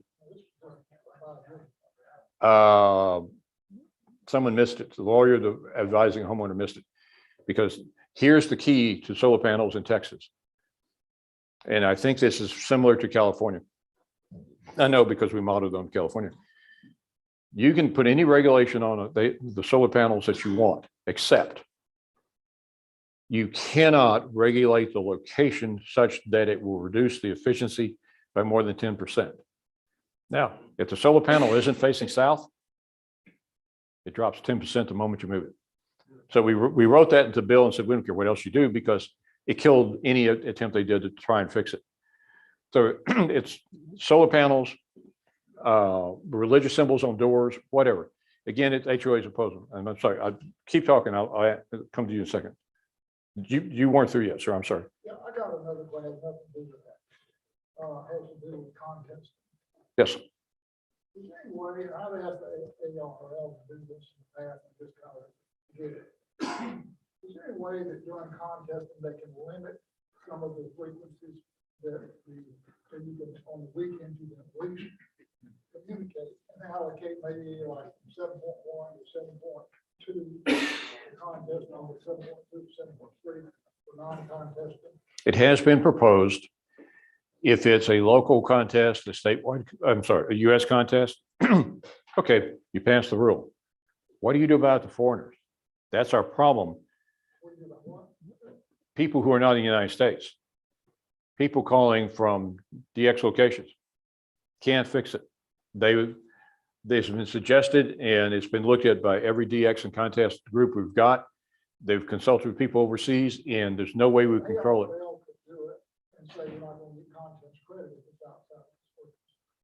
That has been discussed, but it's never come up through PSC. And hang on. You're not the first one to bring that point up. My suggestion is put it in writing and send it. If you'll copy me, I'll see to it goes to Mike Ritz at PSC. It's been considered, but it's been turned down so far. Yes, sir. How many ARL sponsored contests are there a year? What? Something like that. 10, so you want to limit frequency for 10 weekends a year? Yeah. His complaint has some validity because in a contest weekend, the bands are gone. The bands at least you can contest on. But 10 weekends. well, no, I don't disagree. I can show you a list. But the practical problem is, how do we enforce it as the league? His suggestion is we don't give you contest credit. If we're the organization giving contest credit, okay, we could do that. If it's a CQ contest, no chance. If it's a contest being run overseas from another group, we can't. But again, it's been brought up. There's nothing wrong with bringing it up again. It's a valid question. But if you send me an email, I'll get you in touch with Mike Ritz with PSC and see if they'll bring it up. Okay. If you were to limit the band spectrum, what would happen to somebody who contacting somebody that was outside of that spectrum, that say from overseas, what would they do about it? What can you do about it? You can't stop them from doing it. There you go. Yeah, that's your issue. And you also, work bans are usually, Yeah, the work bans are excluded. Yes, sir. One of the things that I just heard 2 days ago, Governor Newsom in California is projected a bill for 2024 that would outlaw all, engines like for lawnmowers, generators, things like that, that they cannot be used. So, it's going to make not only HOAs, but a lot of things, have to go completely different. People are going to talk about, they can't have a generator, so they're going to put up a windmill. You could. Actually, in Texas, I think Eddie Manley tried to get it introduced here, couldn't get a sponsor. We put a bill in that said that an HOA cannot prohibit an exterior standby electric generator. They can be from 2 kilowatts to 30 kilowatts, doesn't matter. They fought us, even though we said, look, these things don't run but once every 2 weeks for 15 minutes. And when they do run for real, nothing else is running in the neighborhood. And they're quieter than an air conditioning compressor, by the way, we proved it. They still fought them because they were noisy, and the legislature went, you people are dumber than you dirt. Because when the power goes out, we want power in those neighborhoods. So the bill passed, but I don't know if we got a sponsor to bring it in here in Oklahoma, but the California bill is really. And if it passed, it kills all of us. Right. Yes, sir. We had another question somewhere? Any more questions there or online? Yes, sir, in the back. I had a question about those OTAR regulations and privileges. Yes, sir. Do they just apply to HOAs, or are they city, county ordinance, 60R? The OTAR rules override everybody. It's federal law. Yeah, so if you look at HOA documents, a lot of them still contain provisions that say that you may not put up satellite dishes. Doesn't matter. They can't enforce it. If they try, they can be hauled into court in a heartbeat. There's a federal bill called the 2005 Right to Display an American Flag Act. Again, because HOAs would say that you couldn't have a flag in your yard. Congress got tired of that. They passed the 2005 Act. It says no city, no county, no homeowners association, no condominium may interfere with the right to display the American flag. How do you display the American flag? Bingo. It's got to be on a. That's why there's companies out there that have flagpoles. Yeah. Amateur radio. Yeah. And we've had that discussion with HOAs before. We got a flagpole bill passed in Texas, by the way, and I think Katie tried to get one passed here. You don't need a local bill. The federal bill overrides everything on HOAs. So if you are in an HOA and you want to put up a flagpole, you get to put up a flagpole, or they end up in court and they lose. If you put up a flagpole, it can be an antenna. It took them the longest to figure that out, by the way. But yes. We actually made that proposal in one meeting, and everyone had a heart attack over that one, but no, it's going to have to look like a flagpole.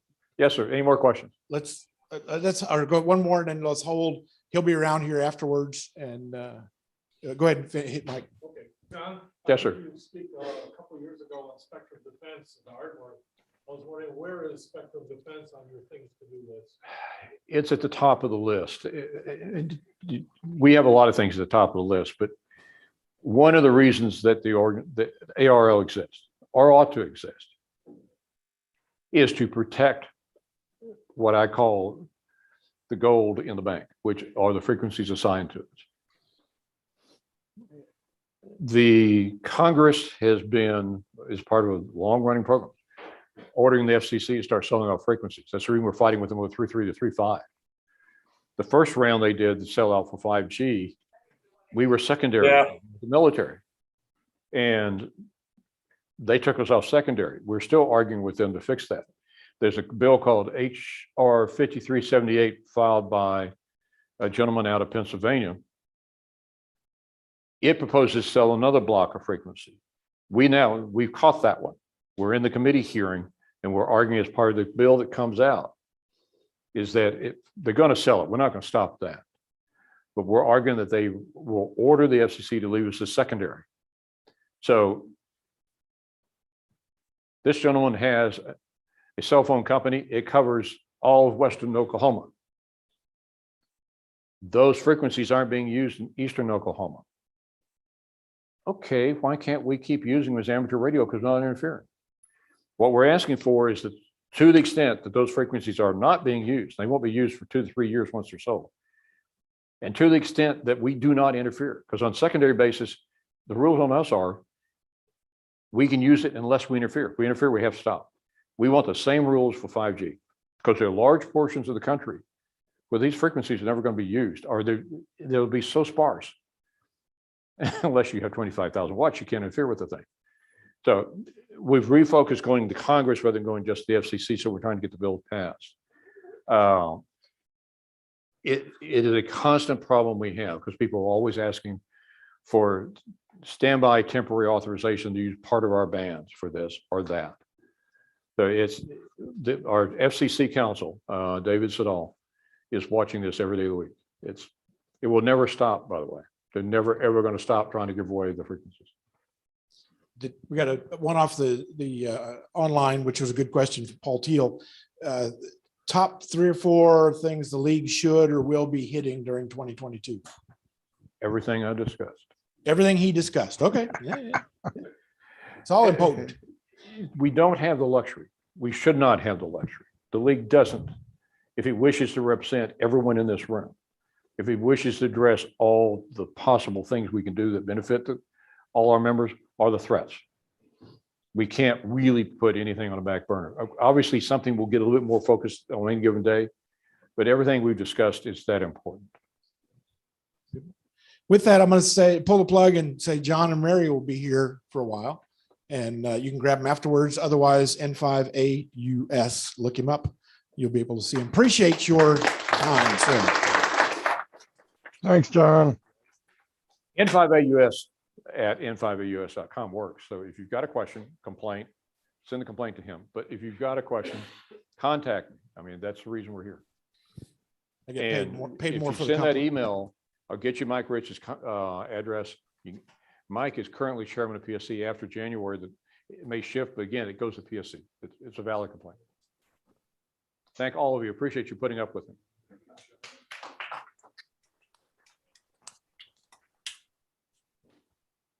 Every court reporter does that too.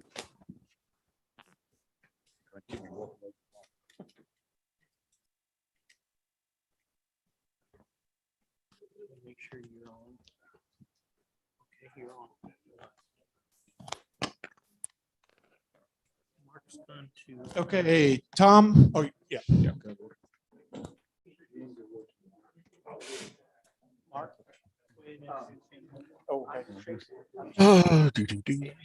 Hi, I'm back. I don't remember the scene out of Godfather 3 where Michael Corleone says, you try to get out and they pull you back in. Well, that's happened to me. Oklahoma City Memorial Marathon is coming back again. We're on schedule for late April, the 23rd and 24th. It will be a 2-day event again. There was overwhelming support to hold it to 2 days. So it'll be Saturday, the 23rd for the 5K and the kids marathon, Sunday, full, half, and the relay marathon. We need about 100 volunteers. We've got 53 so far. We started recruiting about 2 months early. You can volunteer by going on to okcmarathon.com and register as a volunteer. You can register for both days or just 1 day. If you register, use the registration code PSC 2022. That's Public Service Communications 2022. We need, like I said, about 100 volunteers. What we talked about today is allied to the marathon from the standpoint of emergency communications, because the marathon is, in a sense, a slow motion communications exercise. It gives the new folks a chance to see what it's like to set up in what we call bear base operations. It gives the veterans an opportunity to pass along experience to the new operators. If you've never volunteered for the marathon before, we're not going to drop you out on course by yourself. We'll put you with an experienced person. Then by the end of this year's marathon, you'll be an experienced person. So we need, like I said, about 50 more folks. If you don't have the appropriate radio equipment, not a problem. We've got radios. We need people with thumbs that can push the talk and talk on the radios. Again, if you wish to volunteer, go to okcmarathon.com, go to the registration page. Caution on the registration page. There's a point where it says, pay for your t-shirt. It's zero amount. You don't pay for the t-shirt. That's just because the registration company hasn't taken that page off. But like we said, we need folks for both days, but if you can only volunteer for one day, that's great. Any questions about the marathon this year? Who's done it past? Who signed up for next? Okay, good. And once again, 23rd, 24th of April, 5K. We need about 12 folks on Saturday. We need about 100 folks on Sunday. Any other questions? Okay. Thank you, Tom. Somebody. There's something that we didn't discuss that's very important. The ARL Foundation is a separate corporation from the ARL itself. It was formed for a number of reasons, one of which it's principally known for is it gives out scholarships. And we're giving out 900,000 in scholarships every year right now. Part of that money comes from people who have donated to the league. David Woolweaver, who's a former director for the West Gulf, has been working with ARDC. If you remember, they were the group that dealt with the IP addresses that were reserved for amateur radio. Oh, yes. They sold, I think, about $109 million worth, give or take, the number of float.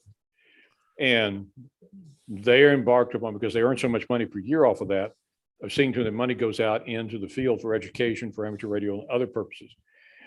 David worked with them, and they have put part of that money into scholarships with the ARL, $750,000 worth. But what he also worked out is a grant program. It'll be announced officially January, February. There will be $500,000 available for grants to clubs. Minimum, we believe, is going to be $2,500 for a grant, max is $25,000. When that is announced and it becomes live, there will be a stampede to get those grants. So if the club has something it wants to do, I was talking to Tom about, he's looking at getting a club station at a particular college. Whatever it is that you would like to have financial support for, when it's announced and the applications are made available, apply. There's no sin, except buying a brand new porch for the club. That wouldn't pass. But it just heads up. This is not generally known that this is going to occur. So start thinking about it as a club. What would we like to do that we don't have the money to do right now? So I'll quit. Okay, thank you, John. Thank you, Tom. Lots of good information. All right, we are going to take a 5-minute break. 5-minute, get up, stretch your legs, and then we got to still have a lot of stuff to talk about. So be back here. We'll be here till midnight. Let's be back here at 11:20. I'll give you 7 minutes. Oh, okay then. Okay, yes, I just want to say that there will be no siren test in City of Norman and more. So those of you that are waiting for that word, that's the word. Thank you.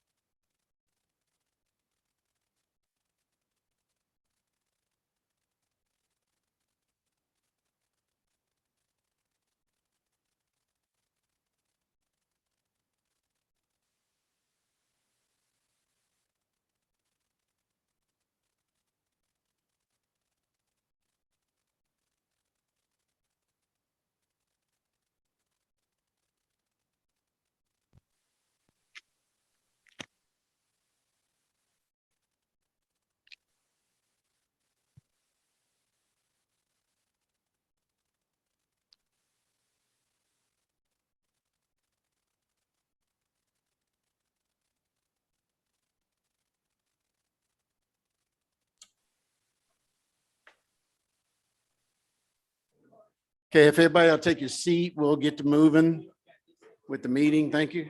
Where should I take it?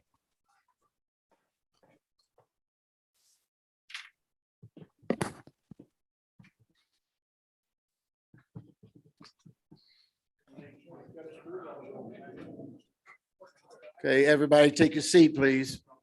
Let's get the rolling. We got a lot to talk about.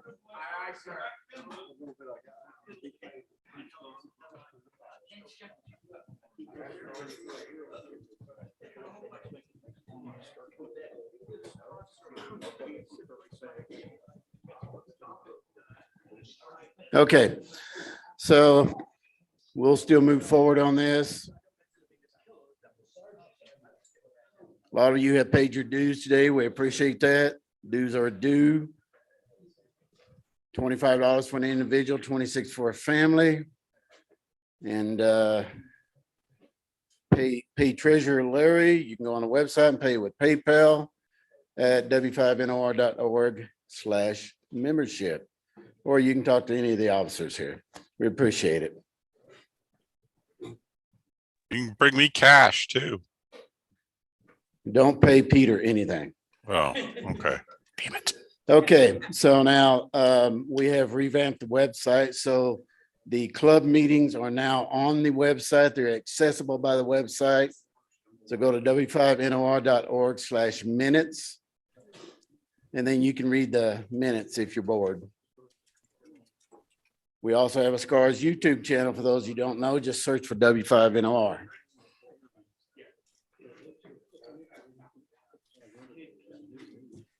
Mark, can we get the first slide up, please?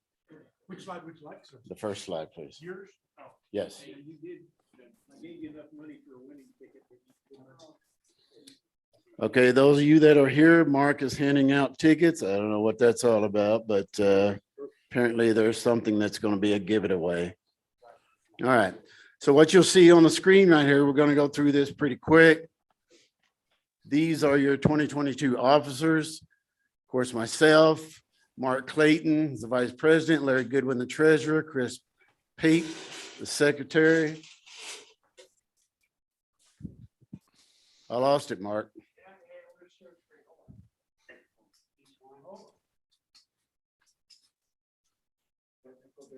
Okay, your trustees are Ed Hatch, and Chad Cunningham is the alternate trustee. The three directors for 2022 is Mike Wood, Mike Richardson, and Galen Kitch. These three directors were appointed by the president and needs to be approved by the membership. I need to entertain for a motion to approve these three directors. Anybody want to make the motion? Lee made the motion. Second it. Any discussion? Motion's carried. Thank you.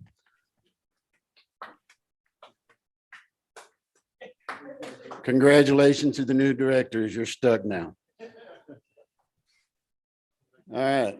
Larry, are you able to give us a treasurer's report, or we can come back to you? Okay, Larry's going to give us a treasury report. Okay, quickly, we've had between December and January 3rd, we had, I think, 25 members pay through PayPal. So that was $358 because there's 3 family memberships in that. We had $200 paid out for the expenses. Bottom line is we've got $22,523 and change in the bank. So anyone with any questions? On the membership report, I'm working on that with the fact that you're still members until March if you have not paid. I'm not too worried about that list. In February or March, there will be a up-to-date list put out. So if your name, you look online and the list don't have your name, that will be corrected. Okay, appreciate that, Larry. Thank you. Thank you for taking on that. The treasures, myself, I cannot deal with money. So that's good that other people will. Okay. Huh? You already asked that. Next slide, please. Okay, what you're gonna see on the screen is events that are happening in 2022 that SCARS wants to be a part of. These events are not free. They're gonna cost us some money. So let's run this really quick. The first one is the VE testing. In June, I think it is, and Peter can correct me, the extra class is, question pool is going to change. And which is gonna be, I'm sorry? Technician class. Technician is changing. So new books are gonna have to be printed and all that. It comes out of that fee. This fee also covers any administration fees, and Peter can expound on that when it's his turn. We also have, because we don't charge for the VE session, the administration fee, the club agreed a long time ago to pick up the tab for that. I will note that these dollar amounts out here are maximum dollar amounts. It doesn't necessarily mean we're going to spend that much, but this is what we're budgeting. Moving right along, we got Winterfield Day, Summerfield Day, the SCARS Spring Picnic, and the SCARS Fall Picnic. We all love to eat. So we always, especially at field day, we always eat good. And if you look at me, you can tell. One of the best things about field day. The next item is Oklahoma Ham Fest. There are 5 Ham Fests in the state of Oklahoma. SCARS wants to be a presence at those Ham Fests. So we need money to rent a table, you know, provide all types of brochures, propaganda, whatever it is we want to put on the table. We may even put some of our hats and stuff on it, who knows? But each one of those is going to cost money as well. I have deemed it myself as president to be at each one of those Ham Fests, provided things work out. And all of these events is provided COVID, you know, depends on what happens. So last thing on the list is the SCARS Christmas party tip. So the club voted a long time ago to pay the tip. We usually have our Christmas party at Golden Corral. And even though everybody pays their own meal, then the club will pick up the tip because usually they take really good care of us. Yep. So all of these expenses that you see right on the screen comes up to $2,600. I need to entertain a motion to approve these expenditures. So moved. We need a second. We've got a second. Any discussion? Motion's carried. Thank you. Oh, we need to vote. I'm sorry. Sorry. I didn't think y'all were paying attention. We did vote. Okay, well, we need to vote on the directors. All approved? Aye. Any nays? Hey, I'm new at this. That Wayne guy, I don't know about him, but the rest look good. Now we need to vote on the expenditures. All approved? Any opposed? That motion carries. Okay, thank you. I have 11 more months to get this down, see? And then it's Mark's problem. I just want to say I appreciate y'all putting your confidence in me as president. You don't know what you're in for. We talked to That's Donna right. beforehand. I have a fear of public speaking, but I'm conquering that fear. All right, moving right along. Mr. Hatch, take committee.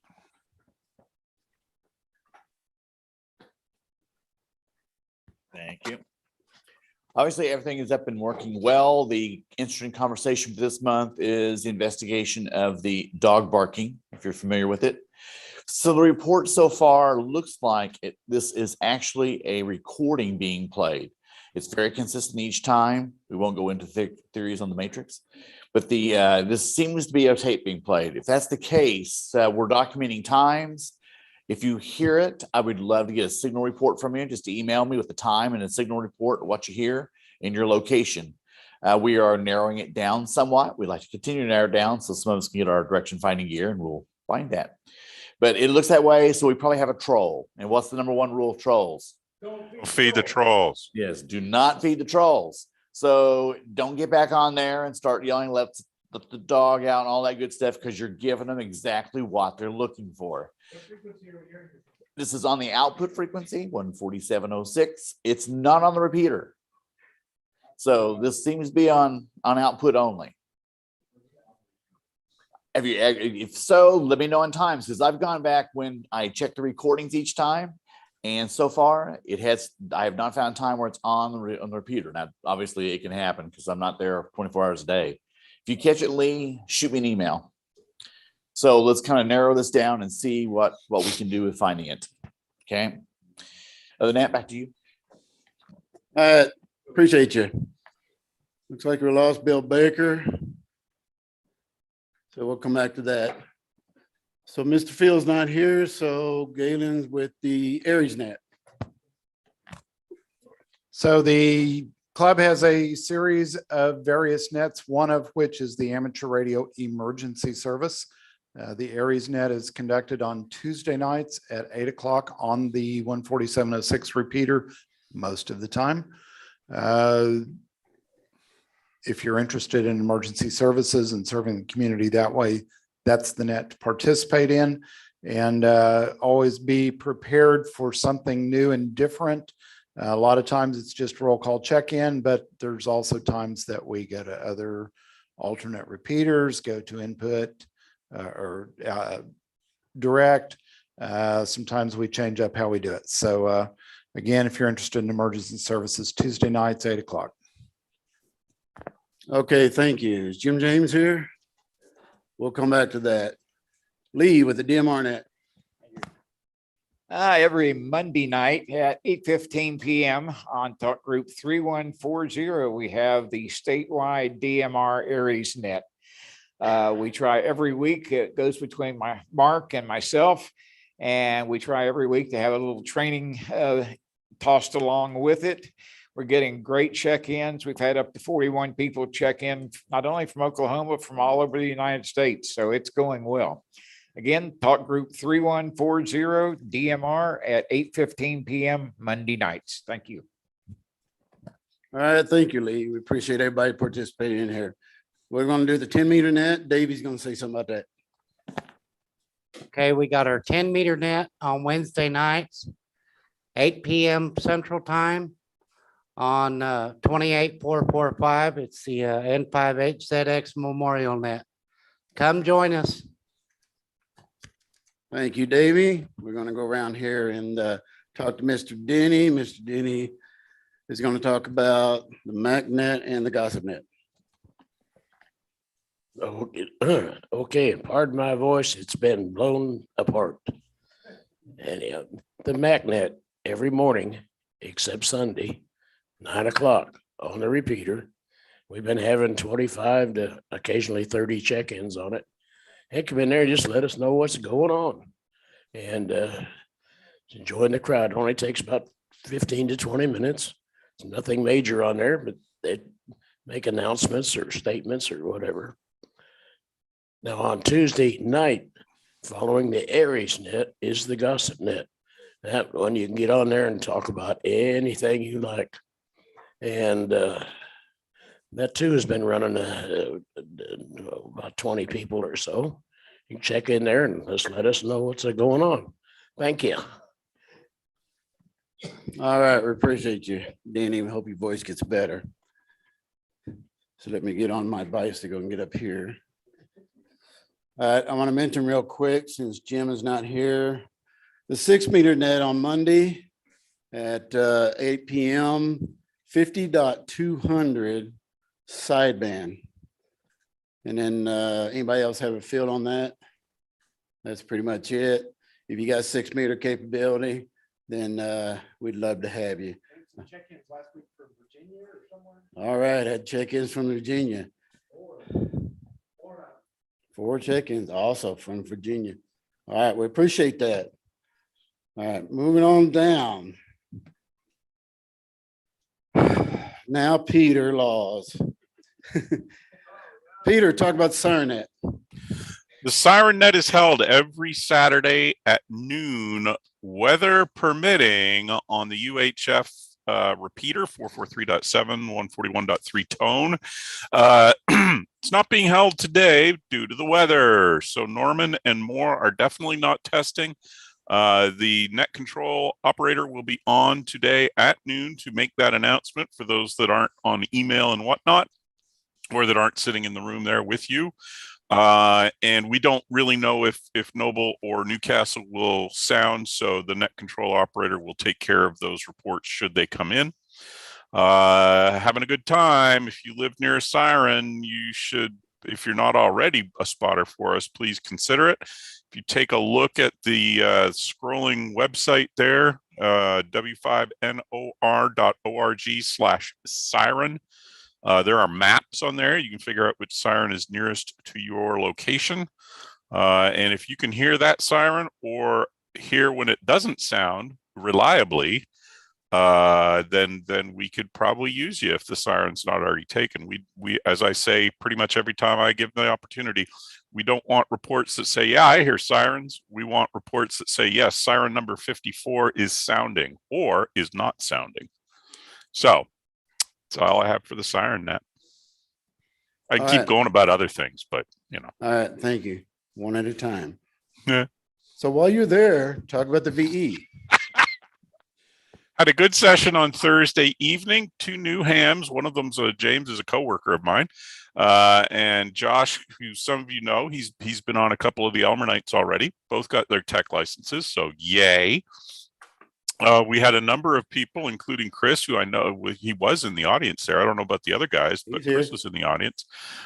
Give him a round of applause because he's a general now. So yay. And the other guys as well, if they're there. We had a fellow drive down from Kansas. He didn't want to wait. He could have taken the test locally, but he didn't want to wait that long. So he came down here and took the test, and he got his amateur extra, and he didn't like his old call sign. So he has a new call sign, and it's listed on the screen there. First Thursday of every month, still 1830 hours in that very same room and where you're sitting. We don't do it on Zoom. So that's it. That's all I got. Oh, yeah. Let me also throw in a pitch and thank you for supporting the club expenditure of money to support our testing program. Some of you know, some of you don't know. Back in 2018, we switched from the ARRL VEC to the Laurel Amateur Radio Club VEC. For 2 reasons. Primarily, the number one was that they are a modern VEC, use a computer system that gives us the ability to generate all the paperwork instantly. Best of all, we take the results, upload them to a website. The regional coordinator looks everything over, makes sure it's good, sends it on to the FCC. Generally speaking, we get the results that same night. James and Josh got their first call signs at about 9 o'clock on Thursday evening. The other great thing about Laurel is that as long as they've been a VEC, which is since the program started in the 80s, they do not charge a fee to recover their costs. The FCC regulations allow VECs to recover their costs from candidates. They have chosen never to do that. So as a result, we need to come up with papers and sundry and things. Mark came up with a printer for us a couple of years ago. Our expenses generally now are paper and ink, and occasionally reproduction costs at Kinko's. As Wayne mentioned, the technician pool rolls this year. There will be a new technician pool come July 1, and we'll need to construct new exam booklets for that. And that's an expense that's picked up by you, the membership, and I thank you for that. And I think our test program has a pretty good reputation. So yes, thank you for that, and thank you for voting in favor of that. Okay, we appreciate that, and we appreciate everybody. We have one question from Davey. Go ahead. We'll get to that. Hold that thought. We'll get to that. Okay.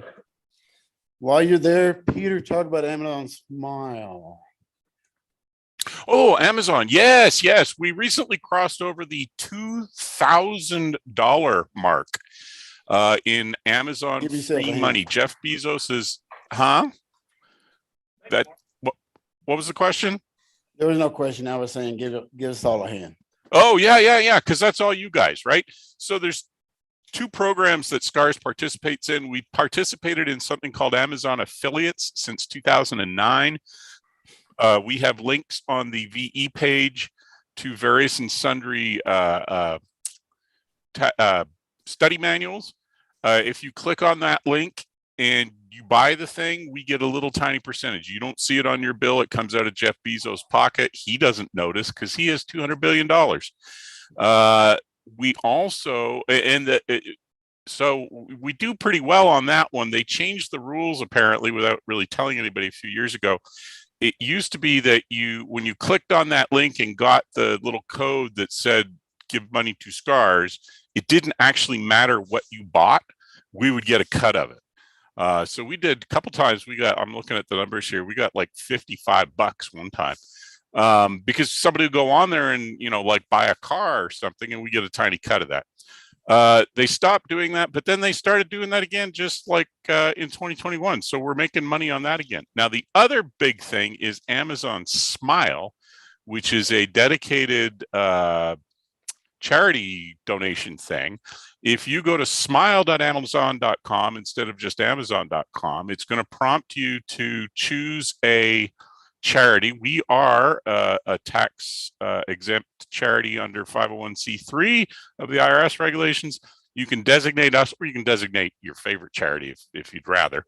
But if you'd like, please consider choosing us, and then we get a cut of whatever you buy. Now, it's a tiny cut. It's like 0.5%. It's not much, but when enough people do it, it really adds up. And that's where these days, that's where the bulk of the donations come from. And as I said, our last for 2021, we got $500 just from Amazon Smile. So all those pennies add up. It's like anything. So yeah, please, if you can, do it. All right, we appreciate that. Mark Clayton, come talk about Winterfield Day. Please, sir. Okay, Winterfield Day this year is the last weekend of this month, 29th and 30th. Put it on your calendar.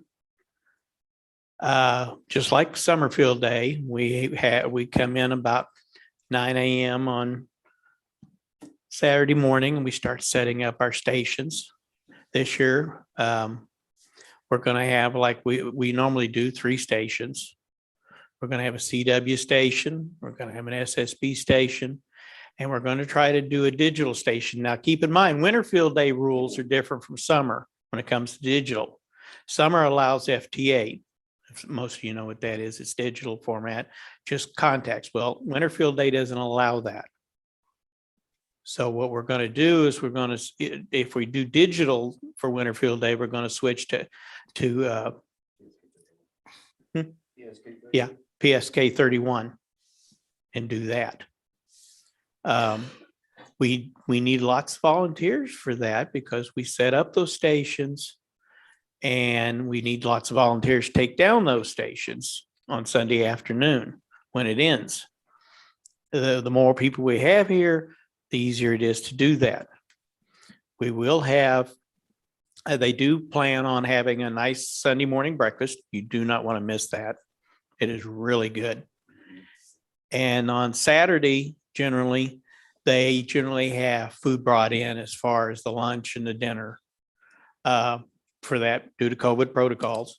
So we have a quick setup for that, but the Sunday morning breakfast is something to be here for.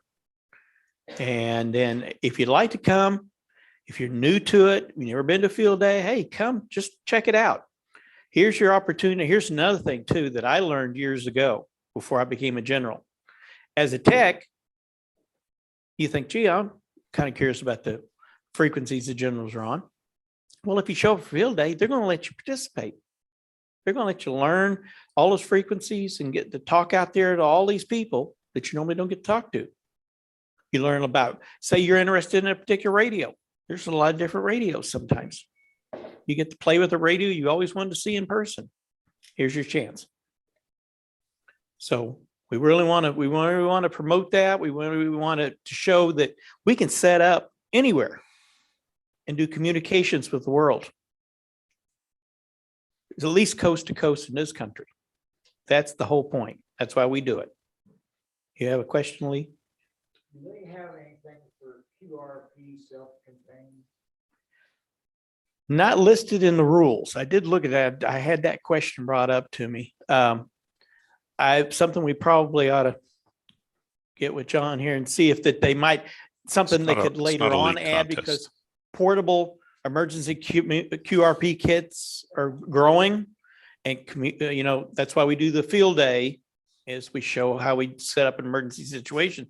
But Parks on the Air is growing, and we want to show emergency kits maybe that somebody carries and sets up. So maybe that might be something in the future, it might be added. So we might put it on his list to look at. Yeah, it's not a league contest. No. Okay, any other questions? If you want to participate, please let us know. Let us know you're going to be here to help, and you want to be part of the teams that do one of these stations. Let us know. We'll put you on the list that, hey, you're going to be here. And it doesn't have to be a particular time, just morning, afternoon, evening of the Saturday or Sunday. Sunday, it's just morning and afternoon to the afternoon, then ends, that you can want to participate. Let us know so we know we can set you up as part of the teams that's going to do that. Okay. Thanks. Sunday breakfast is still on, so. All right, thank you, Mark. Yes, Mr. Grizzle has graciously said he will provide Sunday breakfast, as the other Marks stated. And the club will buy the hot dogs and hamburgers, buns, and all that kind of stuff. Bring side dishes if you want. We would appreciate all the side dishes. Doesn't have to be all desserts. You know, good stuff. Bring a salad if you want to. I'll eat some salad. But anyway, we appreciate that. Donna told you to say that. Whatever. Okay, it's always a good time. I will tell you this real quick and we'll move on. Field day, when I came a brand new ham, field day helped me get over my mic fright. Because you get in there, you have to put it out of your mind that there are thousands of people that can hear your voice. Thousands, because the context comes so fast, you don't have time to think about it. Anyone know CPR for Chris?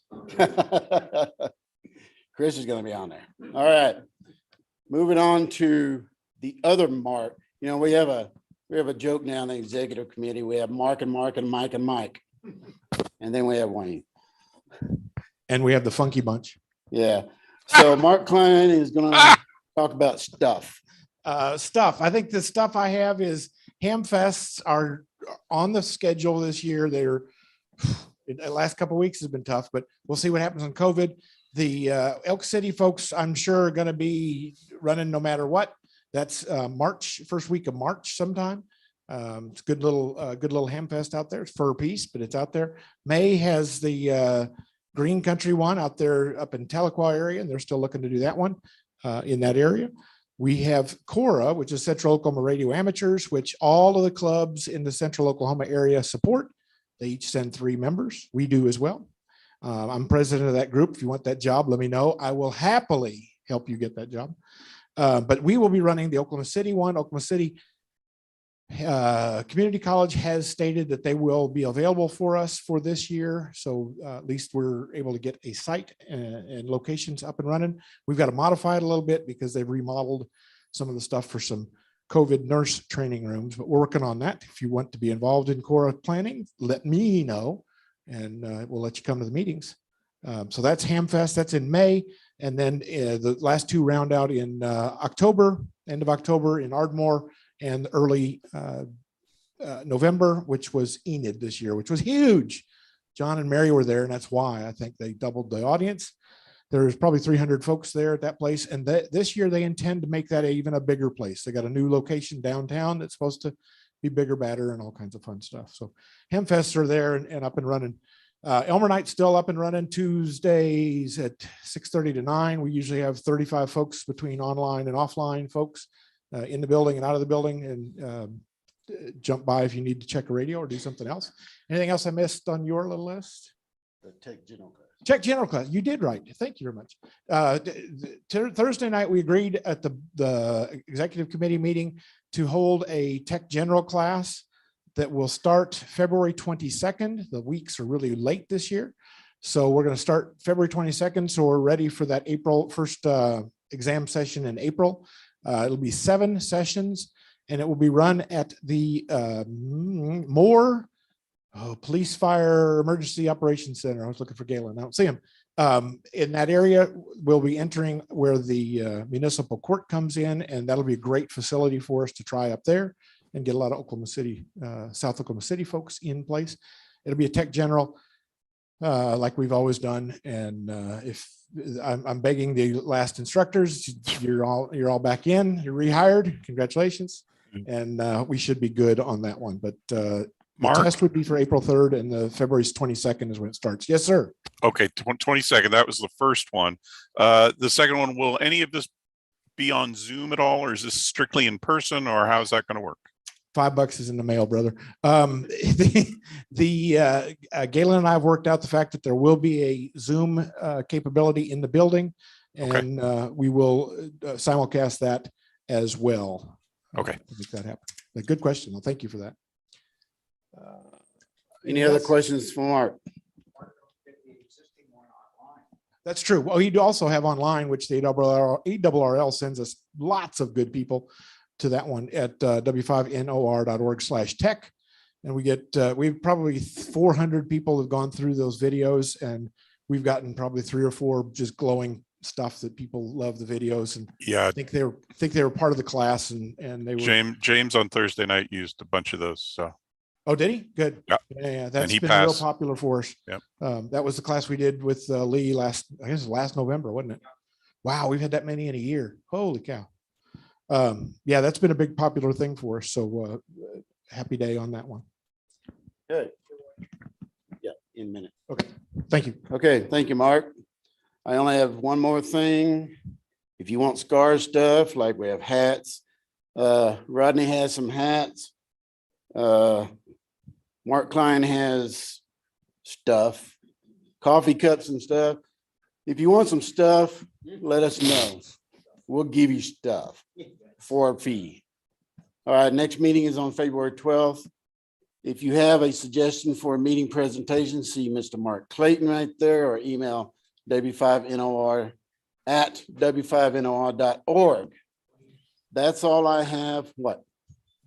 I know, I'm getting there. That's all I have for regular club business. The last item on the agenda is for the giveaway. Now, unfortunately, you guys on Zoom, you just missed out.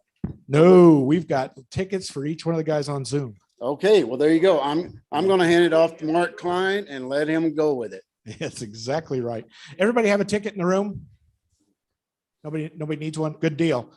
Thank you, Davey, for making that happen. Yes, the tickets on Zoom run from 2:03 to 2:10. So if you hear a 2:03 to 2:10 Zoom people, pay attention. That's one of you guys. So it's listed here. Let's see. Since I don't have a ticket, I'm gonna pull the first one. What? Go ahead. Oh, what are we doing? We got grounding and bonding books. John. Oh, cool. Have come up with a stack of 8 books for us. A couple grounding and bonding. Some. Then this one's really a good book. That's one of the guys that just left on the way out the door said, "Man, that's the best book I've ever seen. Is that one from Ward Silver?" And I said, "The grounding? Yeah, that's great." They got antennas for small spaces. I know I looked at this one when we were at Enid. That was a great place to get people started on. And then there's an even more wire antenna classics volume 3 in this pile as well. So I've got 8 of them to go. So Now that we got all those, tag-alongs left us, we got better odds. 155. Mark. Yeah, you need a grounding bonding. You're putting one together. Rigged. No, he's okay. Yeah, all right. Let me. Yeah. Rigged. 199. Rigged.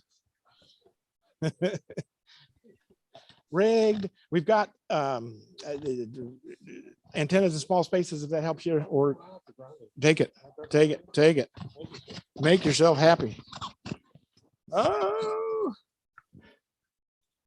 Oh, this one's online. 203.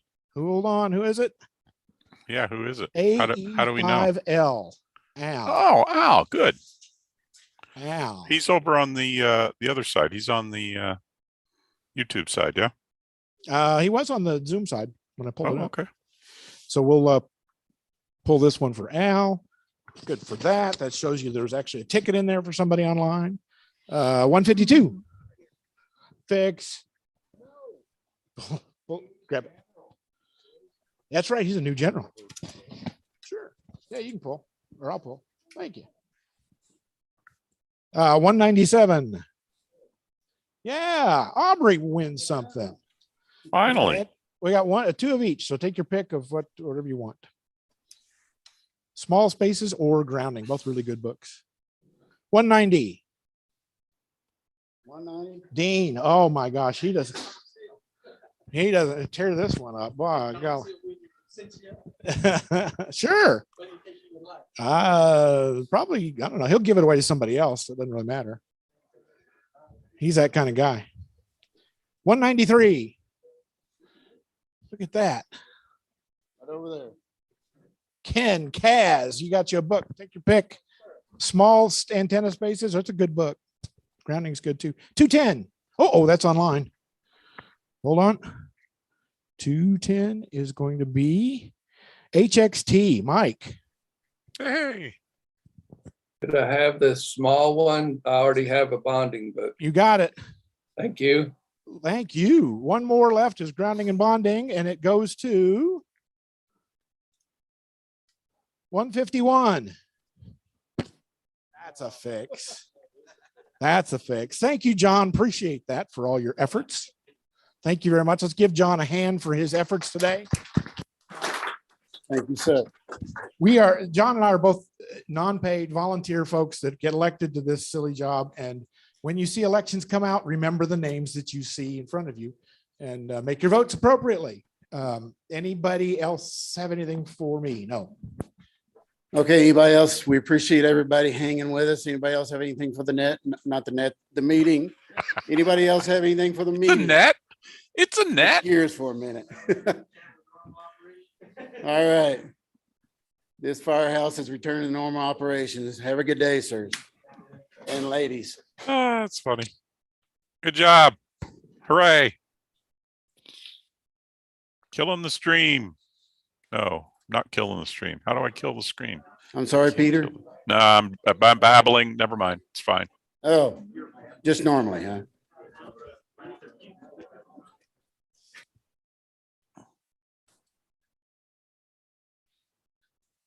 I guess I can't kill it.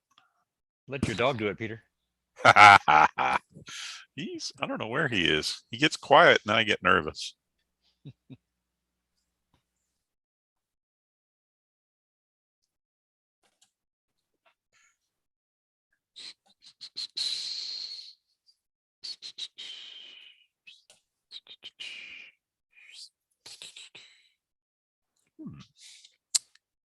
I guess co-host can't kill the stream arena here.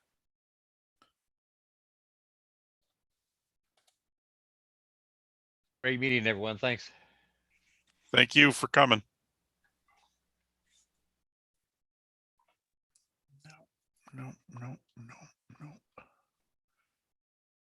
No, I can't do that.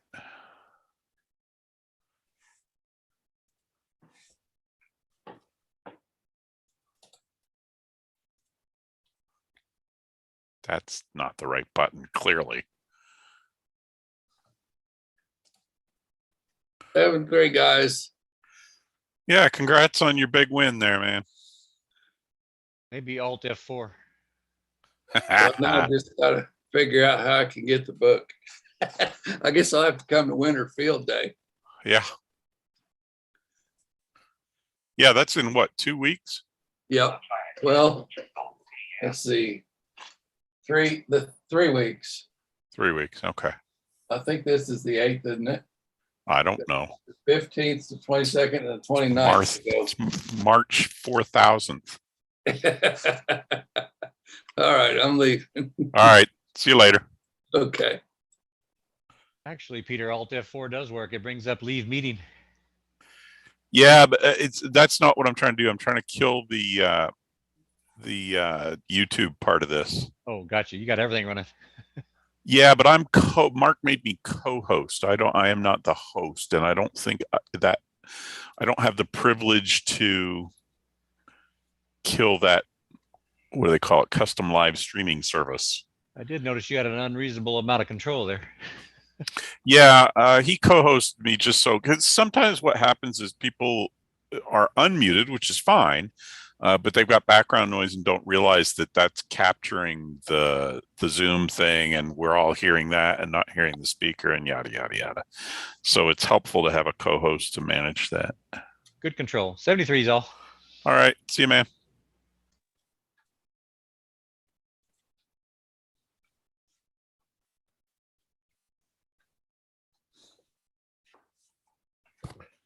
Hey, Marky Mark, are you there? Funky Bunch Man.